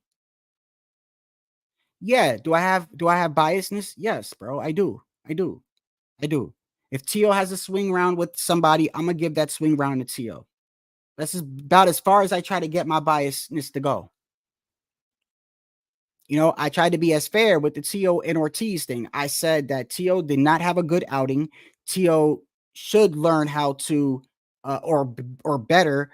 No, he should know that he has power and that he's going to be fighting certain fighters that once they feel his power or whatever, they're going to be on, I don't know, you can call it the bicycle, you could call it circling the ring, you could call it whatever you want to call it, but he should know that that's going to happen in the future and that it might be a good idea to kind of work on, if a person's constantly moving this way, to cut them off or whatever you need to do, right? I admitted that. I said, yeah, because he's going to encounter that again, especially if people see that you're struggling.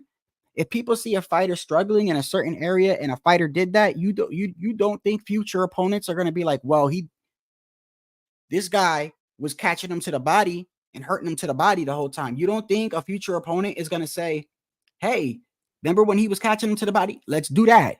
So yeah, I got on Tio and I said, yeah, but I also was honest when I said that I feel like in a championship fight, you got to bring it to the champion. So I can't be one way and not the other, bro. I can't. I don't understand how people will sit there in your face and say one thing, and then when it comes to another fighter, they're just a complete, 180? I don't understand that. If you want Canelo to fight David, right? That's fine. I want him to fight David. If he doesn't fight David, I already said I'm going to call him a duck. I'm not going to say that for him and then just say, but Crawford can do whatever he wants and Tank could do whatever he wants and Tio can do whatever he wants. And no, it goes the same for them too. Whether I like you or not. One of the reasons why I like Tio is because people think he's delusional every time he says he wants to fight somebody, but he's dead serious. Dead serious when he said he wanted to fight Crawford. Dead serious. To the point where people were laughing at him and people thought he was joking. And do you see how the biasness is? People thought he was joking. People were calling him delusional to the point where Bob Arum had to come out and tell everybody, no, he's serious about Crawford and I will make the fight. Teo has made a lot of headlines calling out Terrence Crawford. What do you make of that call? Because a lot of people were surprised that someone like Teo would call out someone like Crawford who's been just on a mean streak pretty much his whole career. Well, Teo calling out Crawford, fine. If Crawford is interested in the fight, we'll get it done. If not, we won't get it done. But it's another option that Teo has given us, the fact that he would fight either Haney or Garcia or Crawford. So, again, we'll try to make one of those matches. Do you... And Bob is a straight shooter. I already told you, Bob gets a lease on life every 6 days. That man don't know if he's going to live till next Friday. He don't know. He's already been verbally open about that he doesn't have time to worry about whether a fight pans out and shit like that. To me, Bob is the most, I'm not saying he doesn't lie, but he's a straight shooter. Doesn't hold his tongue.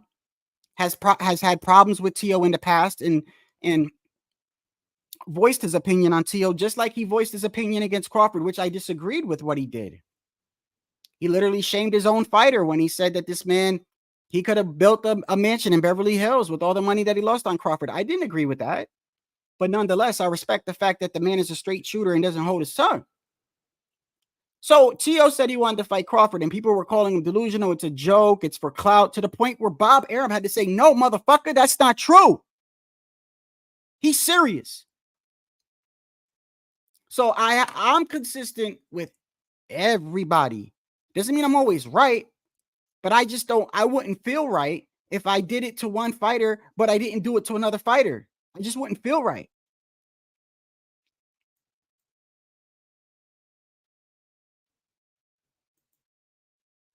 So what's the other story, Pounds?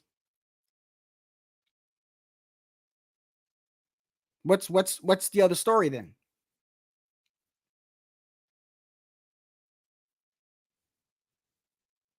Bob said that if they want the fight, they'll make the fight.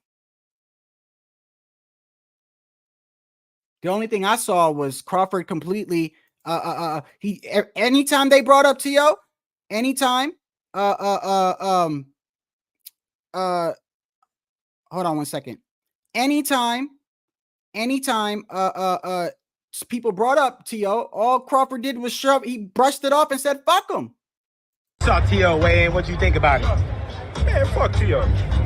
Yes! Yes! Fuck you too! I mean, that's just the truth.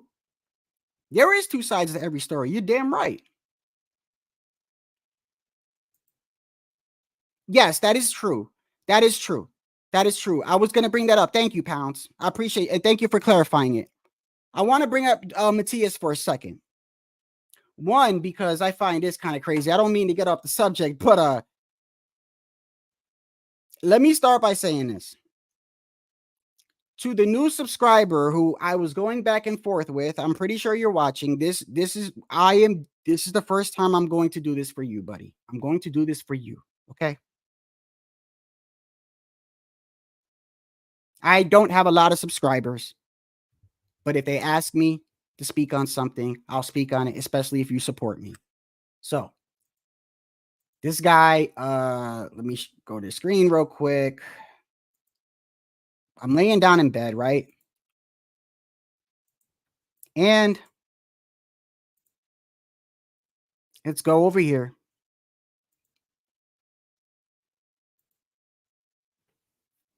To my live where Adrian Broner was going at Bill.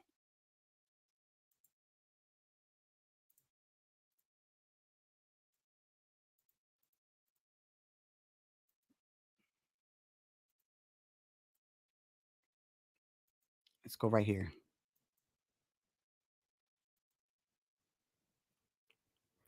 I'm laying down in bed. and I get a notification. You got a question or a comment. I'm like, okay, I'll look at it later. Then no more than like a second later, another one, then another one, then another one, then another one. I'm like, what the fuck is going on? And it's this guy, he's going off. First time watching your channel. Let's see. Don't keep ducking Matias. Bill and Broner's a circus joke. What for? We don't want to see that fight. We want to see Devin and Matias. This is bullshit. Screw that crap. I'm sorry. We don't want to see that. Devin versus Matias. The Terminator. Ryan the Joker. Devin Chicken. I'm like, bro, I'm just reporting what I see. Personally, I wouldn't mind seeing the fight or whatever. Everything could be arranged, brother. There's no limit. If you're a reporter that talk about Matias disrespecting Bill and Devin, report that. All we hear is crickets. And now this bullshit video? Come on, man. Make your channel more interesting. Following that bullshit is nonsense. You're biased. Damn, brother. I got over 200 videos. You saw one. You saw one. And I'm biased? Okay. I'm going to talk about your man Matias right now. Okay. You want me to talk about Matias? What do you want me to say? Matias just signed a match room. We I don't know if the Paru fight is gonna go through or not. I have no idea. I do know that Tio did want to fight Matias, and there's two sides to every story, like Pound said, right? 1 second he says his hand hurts. 1 second he said his hand was fine. Okay. Yeah, he called Devin Daney a chicken. He called Tio this. He called Tio that. Yeah, all that is true, my guy. All that is true. What else more do you want me to say about that man? Do I want to see him fight Devin? Yeah, I want to see him fight Devin. You want me to report on what? There's nothing to report on when it comes to Matias right now.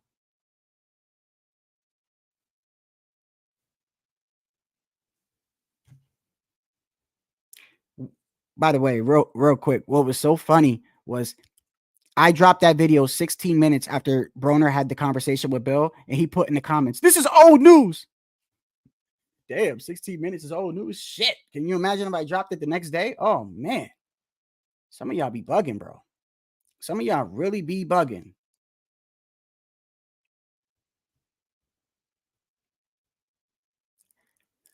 I don't mind the Crawford fight. I don't mind it. But is that what I want to see? I'm going to be honest with you. No. It's not. If he ain't going to fight Spence, I would have rather him fight Tim Tszyu. And why? I'm actually complimenting Bud when I say this. I'm complimenting him. Because I don't think Eubank is going to be much of a match for him, even at 160. I think Bud Crawford is too skilled for that. That's giving him props, bro. The same way I give Tank props. When I say I want to see Tank fight somebody, I'm saying that because I see with my own eyes, bro, that this man is talented. I see that this man could have easily been undisputed or at least unified, bro. But he doesn't do it. That's not shitting on him and calling him trash. It's not. I'm asking for something that I want to see because I think he's better than that. If he wasn't good, if I didn't think he was good, I wouldn't be asking him to do shit. If he wasn't a good fighter, I'd be like, I don't care what he does. He's not important, respectfully. But no, I think Team Matias turned it down again recently. You're going to have this guy, bro, you're going to have this guy message comment the shit out of this live. Bro, this dude wouldn't even let me breathe, bro. He wouldn't even let me breathe. Comment after comment after comment. I'm there. I don't have to respond to you, bro. But just to let you know, I will respond to you. I try to engage with my subscribers. I really do. I really try. I try the best that I can. But please, listen, I'm going to be honest with you. If you think I'm doing something wrong, tell me. If you want me to talk about something, tell me. Don't prejudge me. Like, ask me. You want me to talk about Matias? Fine. I'm just telling you there's really not much to talk about. The last 5-6 opponents he's had, they stopped on the stool. Very good pressure fighter. I want to see him fight the best. I think he's obviously a champion at 140. He's obviously been avoided by some fighters. Yes, that is all true. He's now, I believe, with Matchroom, and we're waiting to see what his next fight's going to be. Do you want me to say I want to see him fight Devin? Yeah. Okay. Does that make you happy? I want Matias to fight Devin. I hope that makes you happy, bro.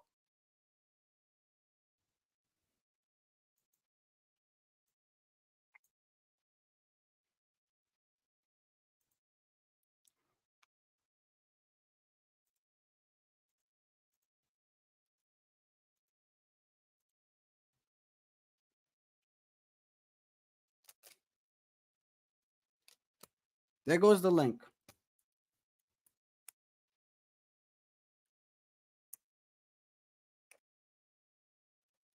Anyone is welcome.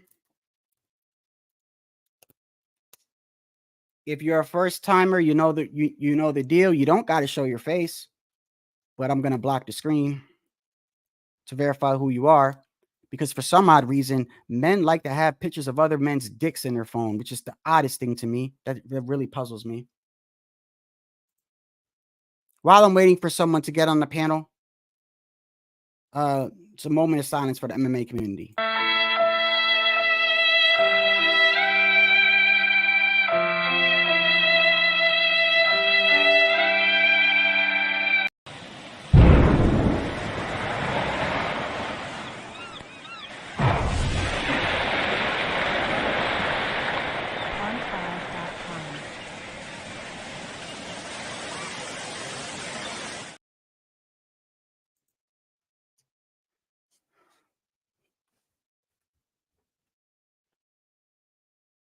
Is there a date for Canelo and is there a date for they're just talking, right? Has it been signed? Has Eubank and Crawford been actually signed?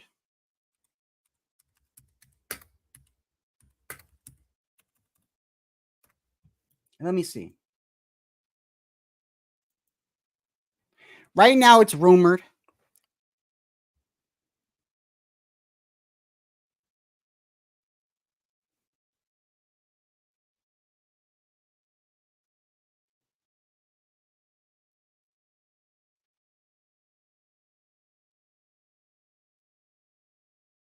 So apparently what they're saying here is that Eubank is a solid draw. I don't know how true that is. Maybe in the UK he is. Maybe in the UK he is. But if Bud is not selling himself, if Bud is not putting up numbers himself, that means he needs to find an opponent that's going to boost these numbers. So the difference between him and Canelo and Tank, right, is that they bring fans themselves, which, by the way, I don't understand why that is, because Bud is an exciting fighter. He's a very exciting fighter. Bud knocks people out, bro. So I'm kind of shocked that he doesn't have people that show up when he fights, because I watch him and I support him every time he fights. So that is kind of shocking. Maybe it's his personality. Maybe it was the way he was promoted. Maybe it's a little bit of both.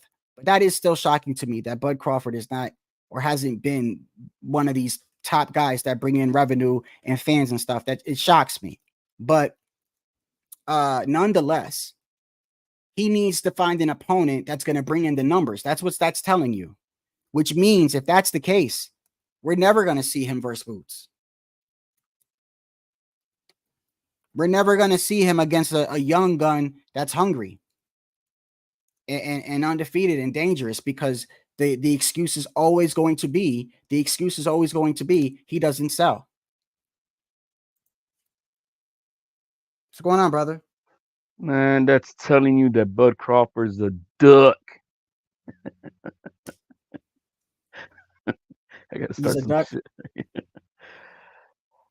It's just, you know, coming back to you were talking about earlier with the word thing. I mean, it's just, you know, it's a segment of that community that is always on code, and no matter what, that's how they roll. You know what I mean? But it ain't necessarily the community, HOD. It's him himself. No, but they back him up with it. I mean, I've been on panels where that's how it is. You know, with what Ward is saying. Well, Yeah. this is this is the whole thing. So next time you're on a panel with them, right, and they bring up Ward and they bring up all that shit he said about Canelo, why don't you say to them, well, let's look at Bud?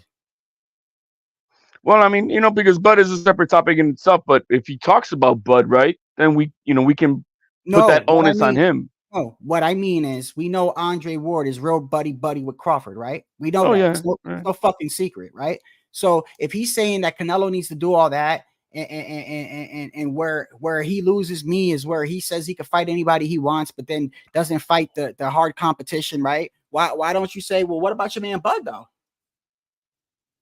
no, they're just gonna say, oh, he's got belts, he won. But then you look at Right. their They're gonna resume, say it's trash. they're gonna say that he earned his right. He earned whoever he wants. They don't care who he fights, right? They're gonna say that when it comes to him, but when it comes to Canelo, they're gonna be like, I'm tired of this shit. He needs to fight. He's an embarrassment. This and that. Well, But I don't understand it. I don't understand. That's the thing. It comes down to that. Many are on code, and that's how it is, man. I mean, it's no secret. It's no secret. So that's what it is. And I mean, this guy, like I said, you look at the resume. I mean, I'm not trying to, he had a good career, but if you want to look at the resume, compare Canelo's resume to Ward. I mean, I did. right? And it's, dude, shut the fuck up. What are you talking about? Who the fuck have you fought? And he brought up, he brought up, he had the audacity to bring up Europeans. I mean, it's what I'm saying. I mean, like, because most of his resume is Europeans, I believe. But look where he's on. What channel? What's the demographics where he's on? Most of those people don't. He was on the Breakfast Club. Right. It's in the demographics is one sided, and the people that are there, they don't know shit about boxing, so they're just gonna say, oh man, I'll do Ward. Oh yeah, because they make the name iconic, but I mean, really, who has he fought that makes him iconic? I don't know.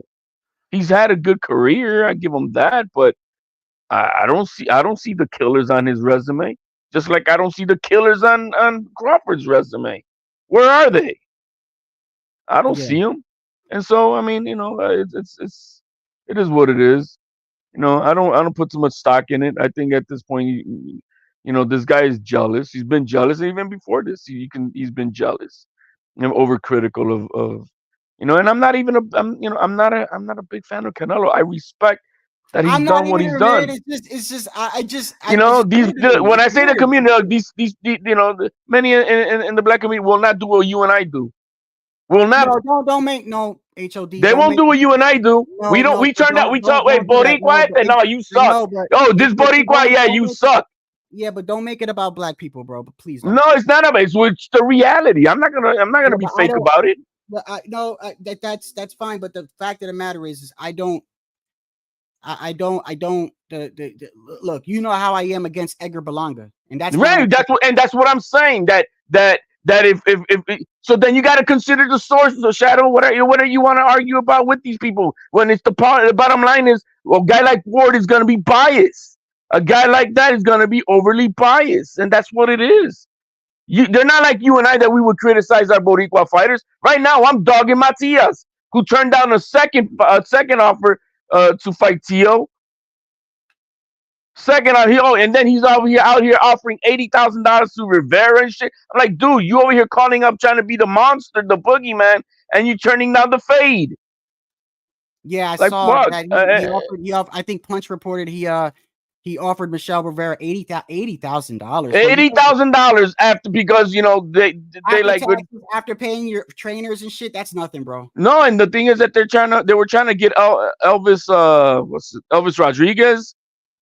And the dude is a solid fighter, and Elvis, hey, that's a good fight. But after they offered it to him, they took away the offer because they're like, no, this is too dangerous of a fight, and then that's when they went to Rivera. Elvis has gotten better after his loss, right? And then they went to Rivera and offered him $80K, and they're like, what? This dude is acting like a joke out here. Let me make it clear.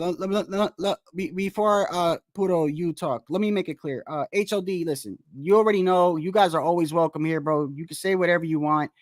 Fine. If you want to say that, that's fine. I want to make it clear how I view things. I don't do the race card here. Okay. It's not a race card. No, I'm not saying that. No, I'm not saying you did. Oh, you're saying that you're promoting that you're not about that, right? I am not about that. I've never been about that. I've told people a million times where I was born, and I grew up on a predominantly black neighborhood, bro. That accepted me. That's the way it is, right? Right. I got jumped more than fucking other. I got jumped more by Boricuas than I did black people. That's the fucking and honest everything you just truth. said right now, as You far know? as the way we roll, I think all three of us here on this panel will do the same. We we talk our opinions as what it is, and it is what it is. No But I code just of want to make it. anything. I want to make it clear that if you make a statement in regards to race, that does not reflect my channel and me. So I just want to make that clear. Go ahead, Puto. Let me use the bathroom. What? Yo, go ahead, Puto. Let me go take a shit. I know we got to take a shit, bruh. Now I just want to say what's up to the homies, anyways, man. What's going on, Puto? I had nothing in particular to talk about. I usually just man. We're just talking about the same thing. I mean, why is Ward so biased? And I mean, it is what it is. That's all. Let's see. It's same thing as Marquez. No, there's jealousy also on top of it, right? There's jealousy. No, that's all it is. It's nothing else. There's jealousy but like Shadow was saying, why won't Ward criticize Crawford? Well, because he can't do that. And it's his homie. Right. He can't do that. So I mean, he can, but I mean, yeah, at the detriment of getting skinned, called a coon or some bullshit like that. Because that's ridiculous type of talk that we hear on these streets. Yeah, but I think he like anybody that's kind of like can think rationally can see that like he can say anything and nobody will Now let's break it down to the resumes though. Like I was trying to break down who's the killer on Ward's resume? Who's that killer? Only one that Kovalev was in his prime. Kovalev was back and he lost that first fight, in my opinion. In my opinion as well, but it's in the record he won. So yeah, but Kovalev, well, if you remember HOD, Kovalev was the fucking man at that time. Like bro. No, he was a beast. You know HOD, you know boxing, bro. He was a monster. He was running through he was like the Triple G at that time. Right. I was about to say that right now. You see, I was about to say that. Fucking running through. It wasn't even close when he was fighting, bro. Like he really lived up to that name, the Crusher or whatever his name is. He was just killing people. So Ward, that was a good fight. And I think he did lose the first one, but it doesn't matter because people can say that Canelo lost the first Triple G fight. So it is what it is. On record, he won. Okay. The second fight, there was a little controversy in that fight, but it is what it is. Okay, so outside of Kovalev, what other name does he have that's a killer? Carl Froch. Yeah, Carl Froch was good too. Let me see. Hold on. I mean, I know what I'm, but I think it's two, maybe a three if you pull it out of a hat. You got to scratch off the European. And then you look at right. How about that? Because he brought up Europeans, right? Europeans wouldn't count, correct? And here goes. Thanks, Puto. Here goes the thing. Based off the shit he's saying, right? Well, we would have to anybody that's European, we can't use because he insinuated that these were easy fighters, that these are walkovers, these are pushovers. So if anybody is on his resume that's a killer and from Europe, I guess do we erase Kovalev too? Yeah, he's European. Okay. Do we erase Carl Froch? How about Carl Froch? He is Welsh? He's from across the pond, that's for sure. Somewhere over there. Carl Froch is an American, right? Is Carl Froch from Jersey. Europe? He's from Jersey. Motherfucker's from Jersey. Yeah, is he? Oh, all right. Nah. I think he's from across the river. He's from UK. He's from UK. So that's Europe. That's Europe. We can say Europe. Another one that he fought, Arthur Abraham in the Super Series. I think he's UK too. German. So it is what it is, man. Look. That it's a given that it doesn't matter what Canelo does, and I think he realizes that. And that's why he moves the way that he moves, because he knows deep down inside. Look, when they came to him with that Terrence Bud Crawford fight, he knew. He knew. He said, "Come on, man, y'all didn't give me any respect for fucking beating up on Jamel, and you want me to fight a guy and in weight class below him?"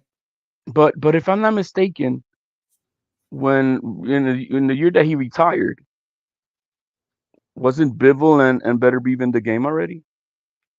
Who? Yeah. They were champions. Bivol and Better Be, weren't they in the game? When Ward retired? Yeah. Yeah, people make the joke that he retired not to face Bivol. I mean, if you think about it, I mean, isn't Better Be older than Crawford? I mean, Did Andre Ward? than Ward? Yeah. Better Be is one of the oldest in the sport. Yeah, he's 40 years old, so he's older than. Oh shit! Yeah, hold on a second. Hold on a second. You know what it is though? Is that Ward wants a Canelo fight? He just doesn't have the balls to call him out. I mean, look, I wouldn't mind seeing it. I wouldn't mind seeing it just because of this bullshit. No, I wouldn't mind seeing it just to see. Just to crush him, just to break him. Yeah. Oh yeah. Okay. At that time, in 2017, that's when Andre Ward retired. Hold on. In 2017, 1, 2, 3, 4, 5, 6, 7, 8, 9, 10, 11, 12. Dimitri Bivol was 12-0. Better Beef? About the same. Better Beef was 17. Okay, 1, 2, 3, 4, 5, 6, 7, 8, 9, 10, 11, 12, 13, 14, 15-0. I think Better Beef would have knocked him the fuck out, and I think Bivol, I can't say he was kind of still a little, I don't know how good he was at that time. I can't even front it. That'd have been a shit fight. Right. I wouldn't know if but I know Better Beef would have knocked him out. Yeah, we got a really good shot. Better Beef would have. Better Beef off of him. It's like Golovskic, the Golovskic fight. Golovskic was piecing him up, but it wasn't enough. Ward was a good fighter, though. He was good. No, I mean, you cannot say that he isn't. You can't say that he wasn't a good fighter, but I don't put him in no grandeur. Yeah. The best. Rated, but not a good fighter nonetheless. He's a good fighter. He was definitely a good fighter, but I will say this. If I was to name, like, when we start talking all-time greats and shit, like, he doesn't pop up in my head even. He's not a Hall of Famer in my book. Just like what's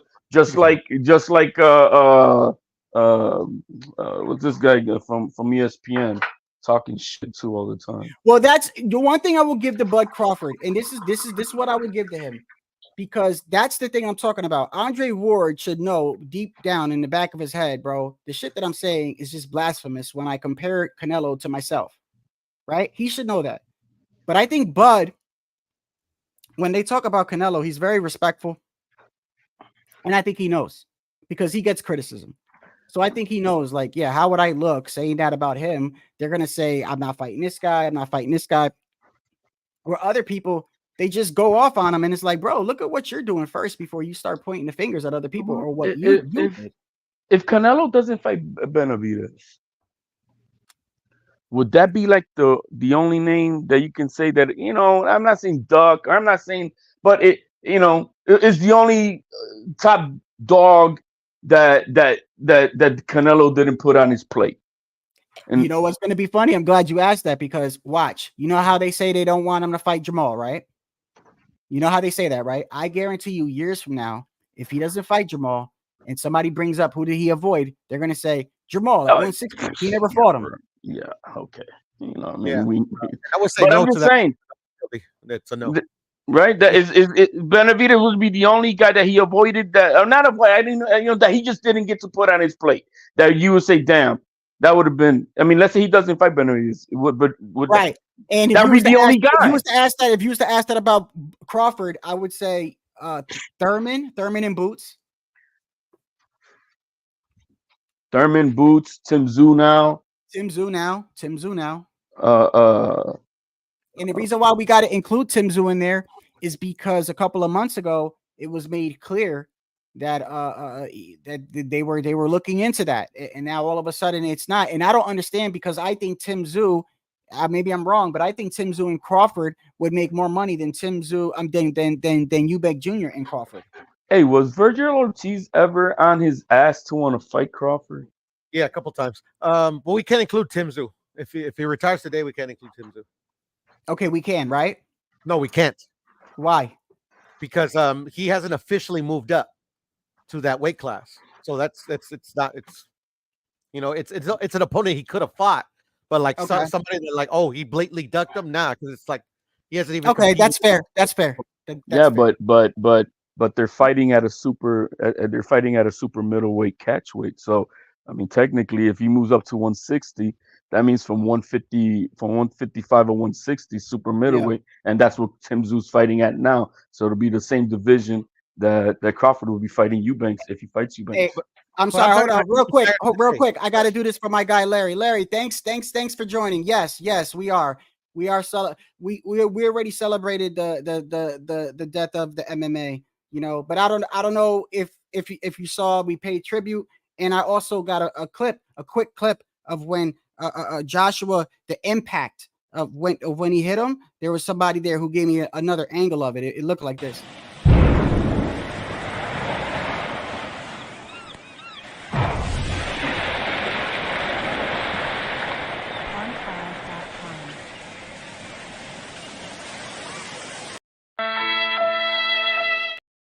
So that's why you missed that earlier. But anyway, that was for my guy, Larry. I appreciate you, Larry, for joining. Right now, we are talking about Canelo. And I guess Andre Ward, I spoke about this a little bit yesterday. Andre Ward was, he just said some things that it doesn't sound right coming from him. You could just tell that there's a lot of bias there. And also, Mike Tyson had said some things in an interview, and I think this is just a global pressure, I believe, from the boxing community to try to shape what I believe, and this is what I truly believe, is that content creators, large content creators, media outlets, certain fighters, I think they are having a global. Oh, well, not global, but they're all trying to shame Canelo into fighting this man. That's what I think they're doing. Well, when it comes to Mike Tyson, I know for a fact he doesn't know like what we know, right? The ins and outs, the details as much as we do. I'm not saying we know it all, right? But we know more than he does. I tell you that. As far why would you think that? Because Mike Tyson does not get involved into all the like we are. He's not into what we do right here.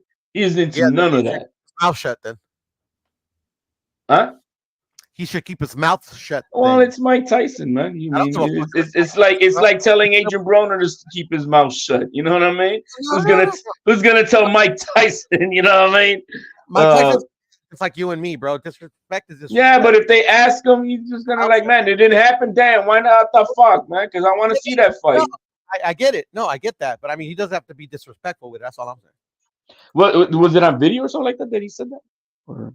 Doesn't matter if it's on video. If it's not on video, no, I'm just saying. Do we know that for a fact that he said that? Yeah, because I just showed the article, but I'm gonna see if there's a video of it. Is it a direct quote? You know what I mean? No, yeah.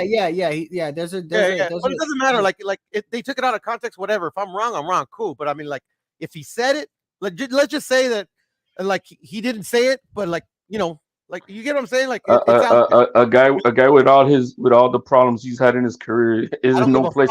He's not in no place. Hey, I tell you what. For 57 years old, he's still looking like this.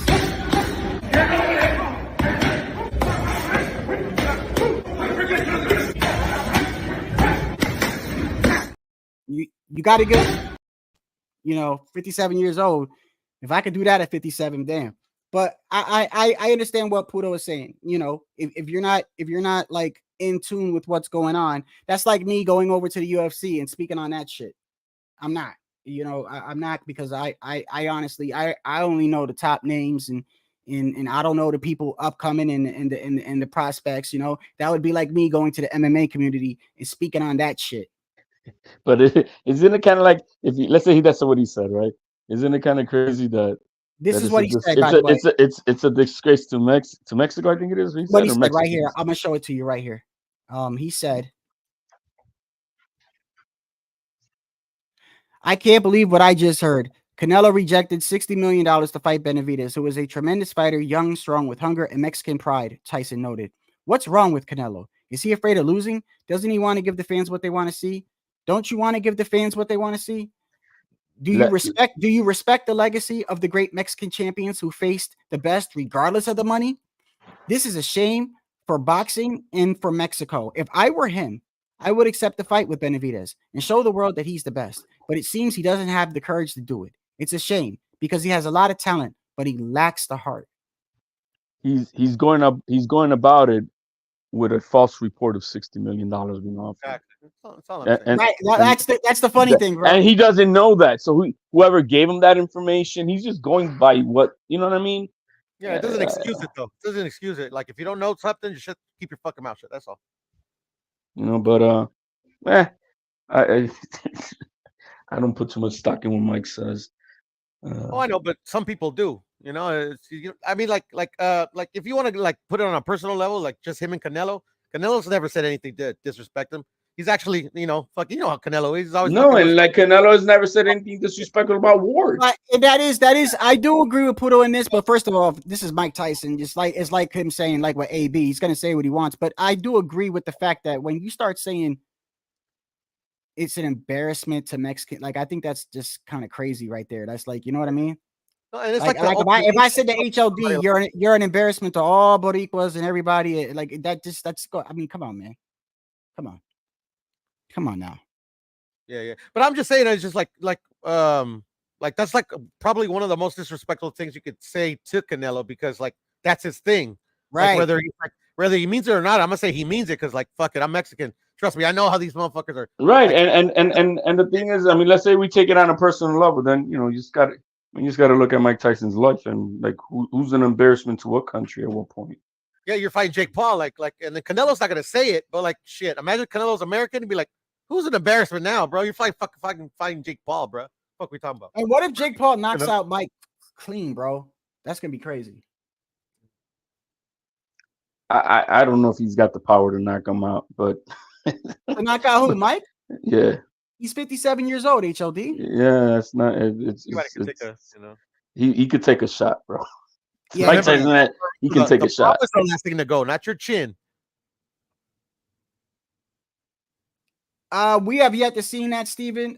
We will see obviously now, but I don't know if it'll sell out 70,000 him against Eubank. Nah, of course not. Well, maybe in a stadium, yeah, over there because they sell it cheap, bro. Well, they sell that shit cheap. And not only saying that, it's just because he's fought there before, and I heard he does have like a little fan base over there. So yeah, maybe if they promote it well. Crawford? Crawford. Yeah, he got his first belt over there, didn't he? Or something like that. I don't know if it was his first belt, but he fought somebody over there that was. Wasn't it Hatton that he fought over there? Or who he hasn't fought any Hattons. Was it Hatton or Burns? Ricky Burns. Burns. I'm sorry, Burns is what I meant. Well, Burns was like super popular at the time, and he got like a little fan base. I remember reading articles like that. Jeff Horn. Jeff Horn's Australian. That's across the pond, ain't it? Nah. Well, I mean, the other way. The other way. People call it traditionally across the pond. You know that they refer that for England. Well, Europe in general. Excuse me. It is what it is. The continent is what I'm trying to say. The as far as the Puto.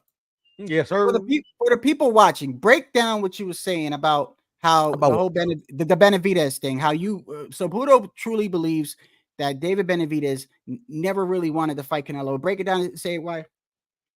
Well, because like all the blatant like fucking hypocrisy that and lies that are coming out of that team. Fucking David Benavidez Sr. out their own mouth said that Canelo sent him an offer for $5 million. They accepted, but then he says that they disappeared, and then everybody's like making it saying that like, oh no, what he did was call his bluff, and then the fight kind of disappeared. I'm like, yeah. All we know is that he accepted it, and then that's kind of where it ended. So if he accepted it, shouldn't the fight be going, right? I mean, right. And then with the Mauricio Suleiman shit. Yeah, and then like at the end of the day, I mean, like shit, bro. It's just like at the end of the day, like the only thing that I really believe is they don't want it right now for this fight that's coming up. Obviously, they took a fight, so we know that they're not fighting him. But Mauricio keeps saying that he's the number one mandatory contender. So actually, I've been saying all along that like they probably truly don't want this fight, but I think it's gonna happen because like they already kind of started something that even if they truly didn't want it, now they're gonna be like, okay, like like Canelo could start be like, hey, what the fuck, what's going on here? But at the end of the day, I think it's gonna be Benavidez in September, because like the fight that hasn't been announced yet, by the way, everybody keeps saying he's already moved up. Right, I don't think that fight's gonna happen because it's way too much money. What you're gonna go fight Better Beef or Peanuts or Bivol for peanuts if you get to one of those guys? Like you're not gonna make that money. Yeah, and he's not gonna fight him. I mean, why would he fight these dudes? I mean, he's already turned down a title shot before. Why is he gonna fucking take one now? Right? Why do people ignore that? Why do people ignore that David turned down a champion at 175? Because they don't talk about it. He doesn't want to unify because he had like 2 chances to unify when he had the belt and he didn't do it. Now, look, I want to make it clear, though. I do want to make it clear. I still do think with all this shit going on, Canelo should just fight him and beat his ass already, bro. Just fight him. Just fight him already, man. Yeah, but it takes the other side to want to do it too. Yeah, that's true. Clout is a real thing, bro. I mean, isn't it just the ultimate? I'm not sure. I'm not sure what's going on, Tycho, my guy. I'm not sure if I'm fully sold on David doesn't want to fight Canelo, but I am complete. But I do firmly believe that they're not as serious as they're making it be to the public. That I am sure of. I'm just saying, why wasn't he part of the 3-fight deal that Al Heyman presented to Canelo? Yeah. Bro, and you know what's crazy? I don't understand that part either, because when you try to, debate other people or bring it up to them, right? That should be clear up front and precise. If it's true, first off, if it's true that PBC did try to breach a contract with Canelo, because he did say that did come out of his mouth, then I blame Canelo for even doing business with him again anyway, because they tried to breach they did breach it. They did breach it, which is why they had to rewrite. This is a whole new deal. So my whole thing is like, why would you even want to do it with somebody who breached the contract? But anyway, that's for another thing. But I look at business, it like, it's chess. Okay, but I look at it like this though. When you're talking to somebody else and they bring up David, I'm like, well, hold on a second. When you bring up that whole conversation about the breaching of the contract, bro, he wasn't even listed as one of the original 3. If that's true, if that's what's being reported, like, how the fuck can you even bring him up?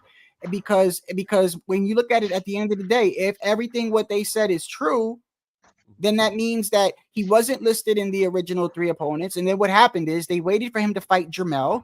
They saw that it didn't do well. They saw that they know that Jamal has not been active and he's the twin of Jermell, and that the public's going to look at it as the same thing and that it's not going to sell. And then they decided to try to change it up and throw David in there. And then, but when you bring it up and you tell somebody, bro, if all that shit is true, how the fuck can you blame Canelo? And they will still find a way to tell you that. Well, for this Mungia fight, it's a chess move for Canelo. His name is on the billboard as Canelo Promotions presents. It was Golden Boy, the Zone, and Canelo Promotions that is saving PBC's ass right now. Jay Delgado says Benavidez can say whatever he wants about the $5 million and about Samson. I know he was asking for more money. You mean that Benavidez was asking for more money? So basically, I think he's saying because Benavidez said that he was okay taking $5 million, and he's saying he probably wanted a lot more than that. Yeah, possibly. What was I going to say though? I don't buy that there was any breach of contract in the first place. Right. Maybe that's, and to be honest with you, with all the shit that's going on, I don't even know what to believe anymore, man. This is why I'm like, I want to make sure, like, is the fight even going down before I even talk about it now? Because like what happened last month was just ridiculous, bro. Or this month, it's just ridiculous, bro. This is why, like, I got caught up in it. I got caught up in it because I usually don't speak about rumors per se. I usually speak about something that I know that is at least 95% true. You know what I mean? Like, I can't guarantee anything just by reading an article or Googling something or watching an interview, because even then, even if somebody says something, it's always subject to change. However, I usually stay away from like rumors if one article says one thing or whatever, but the whole damn boxing community was saying that it was a breach of contract and that he was leaving. So that's why I spoke on it. Yeah, no, for sure. I mean, everybody was speaking on it. I ain't tripping, you know, like you know, there's no really boxing journalists anymore. That's why there's so much like distrust with like dudes that like supposedly work in the industry. But I would give you some advice. Take it if you will. In this case, when it comes to Canelo, just listen to Canelo Alvarez or Eddie. Because at the end of the day, that's what I did, and I was spot on. When it relates to announcing a fight, because he did say he wasn't going to fight that he was going to be an American, he was going to fight, and ended up being Jaime Mungia, which at the end of the day, like, he did say he wouldn't fight no more Yeah, Mexicans. but that was before. No, he never said that. He only said he would never. He prefers not to fight. He never said he wouldn't. Yeah. Now, when he did announce, see, that's the other thing. When he announced that, you know, that Azteca TV he was going to be on Azteca TV making an announcement, it wasn't out of his mouth saying an announcement that of this or anything of that. It was that, hey, I'm making an announcement. And the announcement was only on the Spanish channels, but the American media ran with it, with, you know, to try to make a buck and make and you know, make their own context out of it. But now all he announced is that I'm supposed to, you know, I should be announcing a fight, you know, soon. It could be today, could be within the next week, that I, you know, to be in, and that it would be an American. Now, that was while he was under the PBC contract. So yes, that's what he expected it to be. Things changed. The contract got broken, and now now we have to move forward. We can't get stuck to that. Well, I will tell you this. I will tell you this. For the people that are disappointed with this Mungia fight, Mungia has gotten a lot better. He's gotten a lot exceptionally better, in my opinion. And I think it's going to be a good fight. I don't know if he's gotten a lot better, but I know the kid is a motherfucking warrior. He was putting He's it together a warrior. because I've been very critical of Mungia in his career. I felt like Oscar was just throwing people that he knew that Mungia was going to walk over, and he had a couple that were like curveballs, like the Dervinchenko and shit like that, you know, like where he looked, you know, when he gets hit a lot and shit. But I will say that against Ryder, he looked good. He looked good. I think Canelo's gonna hurt this kid. I'm not saying knocking him out, but I know he's gonna put some pain on this kid. What do you think, Pudo? I think it's going to be a really good fight. I think Canelo's going to win because of the experience, you know, his sound defense and stuff like that. But I think, in my personal opinion, I've been saying this shit for the longest. I think offensively, Mungia's one of the best in the sport. Oh, really? Yeah. You know what? You can't take that away. Yeah, that makes sense. That's a good assessment. Yeah. When it comes to offense, it took me a second to process it too. I had to process it. But if I had to pick anybody, I'm talking about anybody's. This is just personally me. From Crawford to Boots to Canelo to Tio, if I had to pick anybody that I would want to emulate, and this is just me, but it would be Inoue. That's a bad motherfucker, bro. That is a bad motherfucker, bro. And let me elaborate a little bit more so people can understand. He walked through Stephen Fulton, bro. He walked through him, and Stephen Fulton, I gave him a lot. Yeah, but that was a lot of ring IQ there too, though. I know, but listen, hold on. I like a cracking fighter. When he fought Figueroa, Fulton, I gave him so much credit because Figueroa is a young pressure fighter, stamina for days, and he stood there and went to war with that young boy, and he had dog in him, and in a way just made Fulton look like he's just a amateur, bro. Yeah, which I believe that whatchamacallit got robbed, Figueroa. You know, but it is. Yeah, a lot of people do think that. Mungia. It took me a second for when you said that up, Puro. Like, all right, but he's Who do you think is better offensive, and he's like a William Cepeda. Well, offensively, David or Mungia. David Benavidez or Mungia? Yeah. Oh my God. Excuse me. Mungia all the way, bro. All the fucking way. Like HOT. David is more like Cepeda. David is more like Cepeda. Excuse me. You don't think David got good offense? The only thing I'm gonna say this. The only problem that I see with David that I think a lot of people do see, but I think a lot of people don't see at the same time. And I saw it in the Boo Boo fight, is he's relentless and he's got relentless pressure, but he leaves himself open, bro. And that's why I feel like I think people don't realize, like when you said Pudo, I always point that out with Canelo. Superb defense, bro. His defense is so underrated. He's got the best shit in the game, and he has power, regardless if you think he's declining or not. Now his stamina can be questioned at times, but you put the chin, you put the defense, you put the experience, you put the power and the counter punching, and he's a great body puncher as well. That creates problems for David Benavidez. David Benavidez leaves himself open when he's throwing all those punches. Yeah, and also like what David is like you said, yeah. David has an excellent gas tank. He has his hand speed is pretty impressive. But like technically, he's flawed, especially in all aspects of his game. You know, but like his offense, which is his best weapon. Like, I mean, he doesn't throw punches properly. He's very inaccurate. Why do you think he doesn't like get a lot of stoppages? Yeah, he'll get TKOs by like pressure, but he. Like, people question his punching power, not because he doesn't have any, because a lot of his sparring partner says, yeah, the motherfucker hits hard.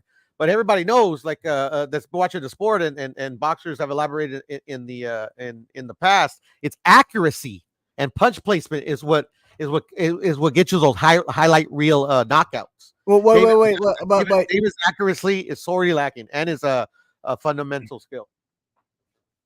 I don't know if I agree with that totally. I know. What do you mean by he doesn't throw punches correctly? Like, yeah, he has poor form. You know, like he sacrifices volume for form and accuracy. So he tries to overwhelm you like that. You get what I'm saying? It's not like maybe with the right opponent. You know, because right now he's been fighting a bunch of either a bunch of tune-ups or old washed-up champions. He doesn't even fight. I understand what you're saying. I understand what you're saying, because a lot of people, you know, my favorite fighter of all time was Tito Trinidad, and I don't think Trinidad was just naturally brutally strength. It was the way he. No, you know, Trinidad was well schooled. Like, I mean, he had a rookie coach as well, but I'm sure his dad had help. But I mean, like, no, you could tell that the difference between Tito Trinidad and Benavidez is fucking night and day, bro. Yeah. But that's what I mean as far as punch placement when he would throw the hook and his timing and everything. But I understand what you're saying. But David though, see the issue that makes David such a problem is that his pressure is so relentless. He doesn't give you a chance to breathe. I get that, but he's also showing what he's showing against inferior opponents. Like, I mean, opponents either they don't have it anymore. They're undersized, or I mean, like literally, like I would say Caleb Plant is his best win, and I mean Caleb Plant is not elite in my opinion. Good boxer though, decent boxing skills. Okay, let me ask. So you think can a person be an elite fighter and have a couple of losses though? I mean, come on. I mean, of course, the losses has nothing to do with being an elite fighter. Canelo to me is the best in the sport. He has 2 losses. Where would you put Inoue? Inoue, number 2. Actually, Inoue is very impressive. Like, I've been watching Inoue forever before even people started jumping on the bandwagon. Like, if I would have him like complete. I'll take all my bias out of it. I would have him 1-1, 1A, 1B. Crawford's really good too, by the way. So Crawford in a way, yeah. I don't know if you remember though. Shadow goes real quick. Like I was just saying, I still do it. I really don't rank my pound for pound because anybody that I consider pound for pound could be number 1. I don't really like ranking my pound for pound fight. Okay. I'm still trying to understand what you mean when you say Benavidez. Does anybody understand? Like, I'm trying to understand a little bit. Like, you're saying Benavidez doesn't punch correctly? He's technically flawed. He's just saying he's Yeah. sloppy. He's sloppy for volume, and that's all he's saying. Foot placement, you know, the technique of. Okay. Do you think Benavidez is a good body puncher? Yes. He attacks the body. That he targets it. Yeah, he loves targeting. Does he? No, I'm trying to think. Because he's like, people don't mention his body work when they talk about him. They mention his like his tons of punches and bunches, and you know, his gas tank. You know, people assume that he's a power puncher. So if he was to fight Canelo, right? What you know what I think would happen? This is just me. I think if he fought Canelo, he would get dropped early. David would get dropped early because unless David tries to fight him the way that he fought Caleb Plant, which still to this day, it still blows my mind because if you go back and you look at David Benavidez, all his fights, including the Boo Boo fight, from round one, Puro, he went forward. He went forward with constant pressure, upstairs, downstairs, until he fought Caleb Plant. Yeah, but then Caleb Plant, he didn't do that, bro. Yeah, but then he got outboxed for the first 6 rounds. I mean, it was like literally, somebody like Caleb Plant's a good boxer. Don't get me wrong. Like to me, no, that's my point. Like, why do you think he didn't do that with Caleb? That doesn't make any sense. Well, isn't Plant his first slick fighter, if you will, that he's fought? Was he? No, because the thing is that like he did try to do what he did with Caleb Plant in the first 6 rounds. It's just like he couldn't. Like it was Caleb Plant that negated that. It wasn't that he didn't try. No, trust me, he tried. Right. It's just Caleb Plant ran out of gas, and he couldn't keep that. That pace. He could exactly. He couldn't sustain that pace. He couldn't do what Ortiz did with Tio. But also, you know what? So you don't think the fact that a couple months prior, Plant had that devastating knockout of Darrell, you don't think that had anything to do with it? No. Nah. No. But hey, does Crawford beat Benavidez? Oh, that's a good one. That's a good one. At the end of the day, HLD, I was thinking about this the other day. That's the beauty of and I would say no because of the weight. It's just the Canelo and Terrence Crawford. Oh, by the way, wait. Before you say anything, chat, while Puto was talking, I'm actually curious what the chat thinks. Who y'all think would win, Crawford or David? Wait, what weight class we talking about? 168. 168. Okay. Go ahead, Puto. I'm curious to see what people think. No, the only reason that like even though it's so hard, like if Terrence Crawford would fight Canelo to beat him, is that it's just because Canelo is so good and Terrence is so good that like literally they'll kind of like cancel each other out in certain areas there. But so that's just going to be a tough fight because it's just two elite fighters going at it. But they're the same size. Yeah, hold on. We don't know if Crawford's going to carry power. Hold on. But they're the same size. The difference between Terrence Crawford and Benavidez is that like Benavidez is significantly bigger than Terrence Crawford. Wait, what do you mean? What do you mean this is? What do you mean? They're the same height? About Crawford and Crawford Canelo. and David Benavidez is the same height. No. Crawford and Canelo. Crawford and Canelo are the same height. Okay. But the only thing that separates Canelo and Terrence Crawford is the way that their body is shaped. Yeah. And the weight class they will fight in. Like nobody knows how because it's safe to say that Terrence Crawford to fight that fight is going to have to pack on some poundage on. So if he does it the wrong way, it'll slow down. And the speed is has to do a lot with his game. You know? Yeah, but my whole thing is this. The reason why I asked the chat if Crawford was to fight David at 168, who do you think would win? It's because I know I'm going to get different answers. Because I think Benavidez is going to be way too big. Comes in at about 190 to 200 pounds, and he's going to kill Crawford. Yeah, I'll give you an example. Sugar Ray Leonard, Donnie Lalonde. Sugar Ray Leonard went up to 168. Sugar Ray Leonard literally did what Crawford's trying to do with Canelo, but Donnie Lalonde was like a D-level fighter. Donnie Lalonde was like literally it was a tough fight until Sugar Ray finally was able to break through and knock him out. So at the end of the day, because of the size difference is so vast between David Benavidez and Crawford, he can just literally overpower him, even though Terrence Crawford is the better fighter, better boxer, excuse me, or fighter. Wait, but we don't know. We don't know. See, that's what I'm curious to see, because one of the main things that people need to pay attention to when a person moves up in weight is, does their power carry? And that's the thing. That's another point. I think you brought it up because I wanted to bring it up. Power always, if you're a power puncher, that never goes away, regardless of if you move up in weight. The only thing that changes and why it perceives that your power doesn't move up is that these guys are much bigger and can take a bigger shot. Canelo's gonna eat everything. At a lower weight, you're not gonna do those dudes out. A bigger dude can take a bigger shot. That's why heavyweights, have to fight guys their own size. You get what I'm saying? That's why it's like you'll never see. I mean, when Tito Trinidad, my favorite fighter of all time, fought Roy Jones, it looked like he wasn't hurting Roy Jones. Yeah, that's because Roy Jones was because he's been hit by bigger dudes. Yeah, he's used to taking that shot. You get what I'm saying? Right, that makes sense. Just like Canelo's been used to getting hit by monsters, and so what does Crawford could do? So you're saying that the power is always so I get what you're saying. So you're saying that when people say, does the power carry? You're saying once you're a power puncher, you're always a power puncher. The difference is when you're moving up to those weight classes, these guys that you're fighting have been getting hit by guys bigger than them mostly their whole career, or as long as they've been in that weight class. So it looks like his power didn't carry. Exactly. It's like Oscar Valdez. Oscar Valdez is a power puncher. We all know this because look at his record and look at the fights that he was losing. But then he fucking gets the knockout.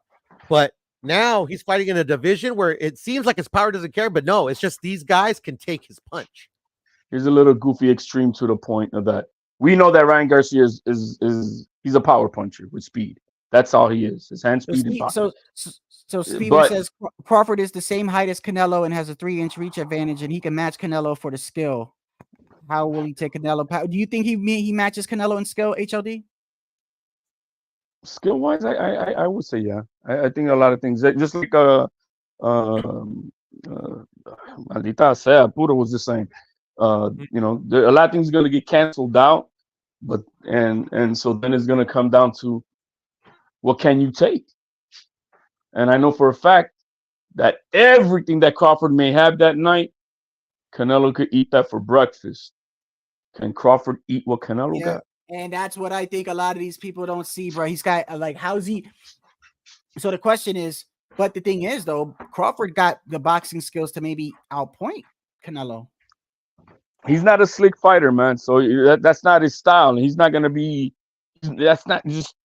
I don't think there's not enough slickness in Crawford's game to keep Canelo, guessing what the fuck I'm gonna do. He's not Mayweather.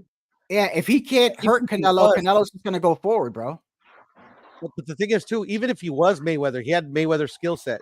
It's not the same Canelo that Mayweather fought. No, and it's not. No. But I'm just saying that you need that type. If you're gonna outpoint Canelo, you gotta have that type of style.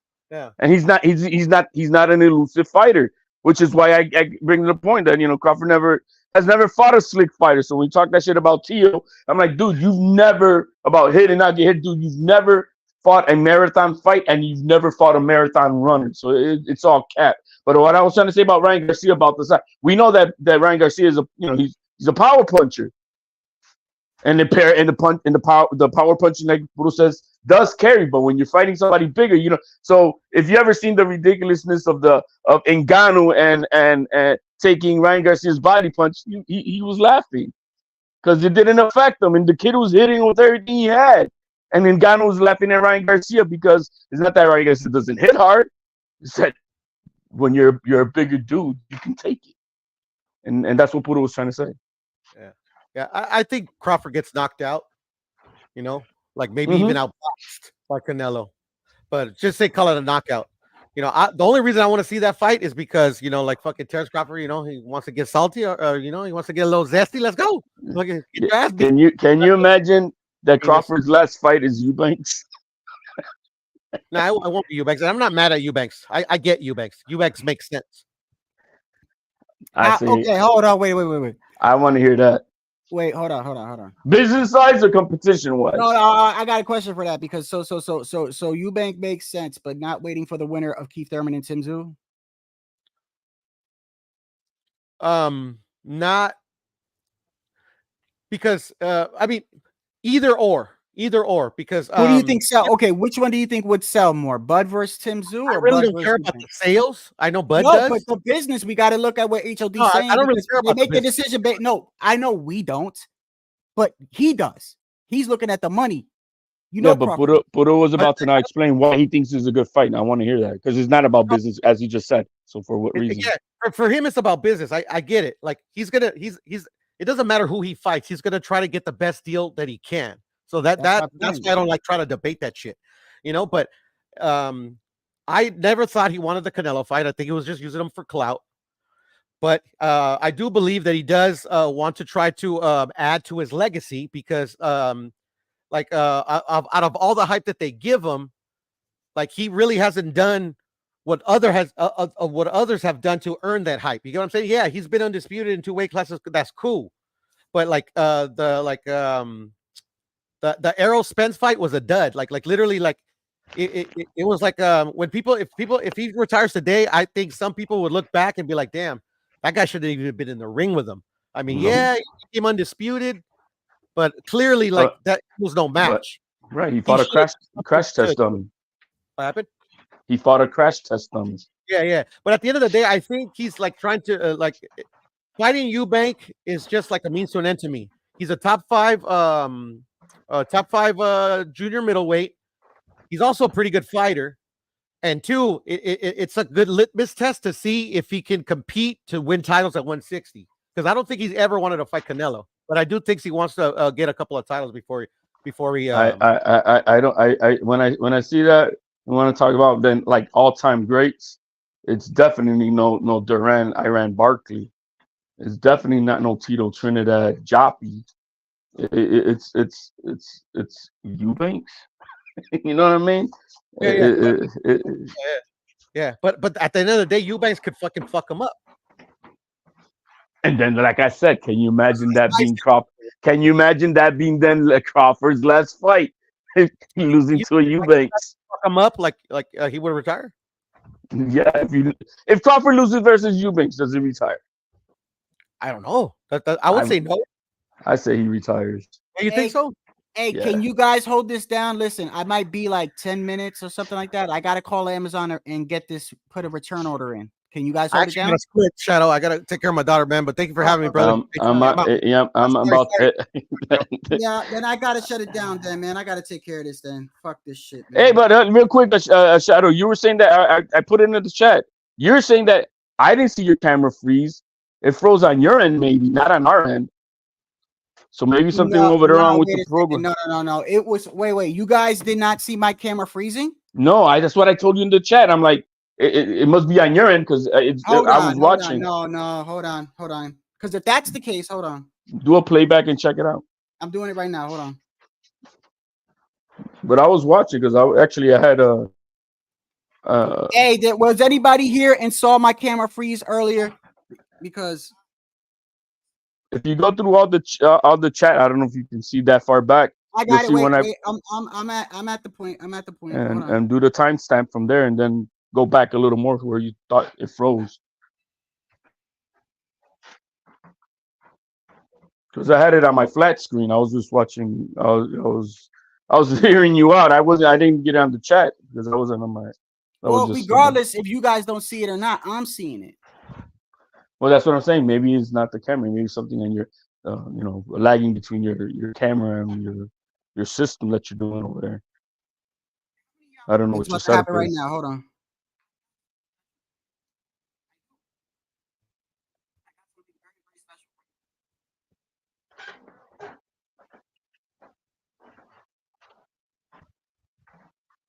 Well, regardless, I'll take a look at it. And if it doesn't, I mean, it doesn't matter either way. I don't like it even if it's freezing on my end, because Yeah, maybe it's incompatible with your system, and maybe that's what something to that effect. I get it, but I just wanted to let you know that.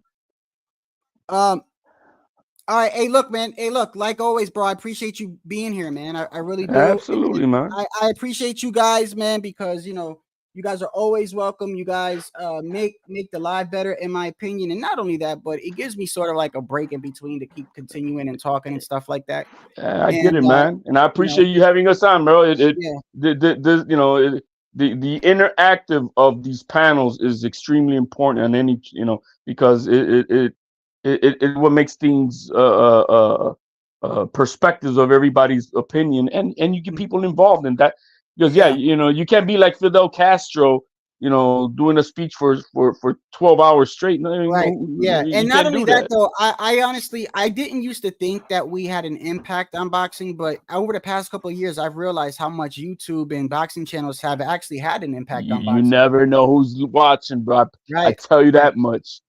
You never know who's watching, and on the Twitter world, I get it all the time, and people inside the business who know who. Oh, before we shut it down, I just need 45 seconds. We're gonna do it one last time. It's the in remembrance of the MMA.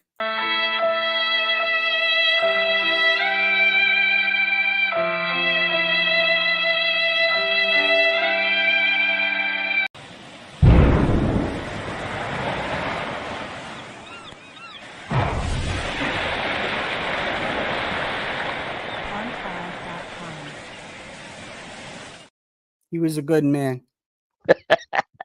He was a good I've man. watched that knockout so many times, bro, because I love the way because you know what is that I love the way he walked away, walked away like a G. I love it, and you know what it reminded me of? What? It reminded me of the movie scene in Troy when Brad Pitt went up to the giant, stabbed him, took care of him like nothing, and then stood and looked at the environment that's what AJ was looking at the crowd, and as he says, "Is there no one else?" Yeah, are you not entertained or something like that? But yeah, you know what? It's kind of crazy because Anthony Joshua always celebrates. He always yells and goes, "Yeah, mate." Yeah, he didn't do that. He just he's on a different mindset. Tyson Fury's face, bro, was like his face was almost like that didn't happen. Like it wasn't that. It was. That's not what happened when I was in there with him. You know what these style tweeted like, man. When you take an L and it's your day off. Yeah. Oh yeah. When you take an L, it's your day off. Day off. Get fired on your day off or something. Hey man, look, I appreciate you for being here, HOD. Absolutely, man. Peace out. Much love. All right, man. Hey man, I appreciate y'all for joining me, man. I'm gonna check this camera or whatever, and it is what it is, and I'll see y'all on the next live. Y'all have a great weekend.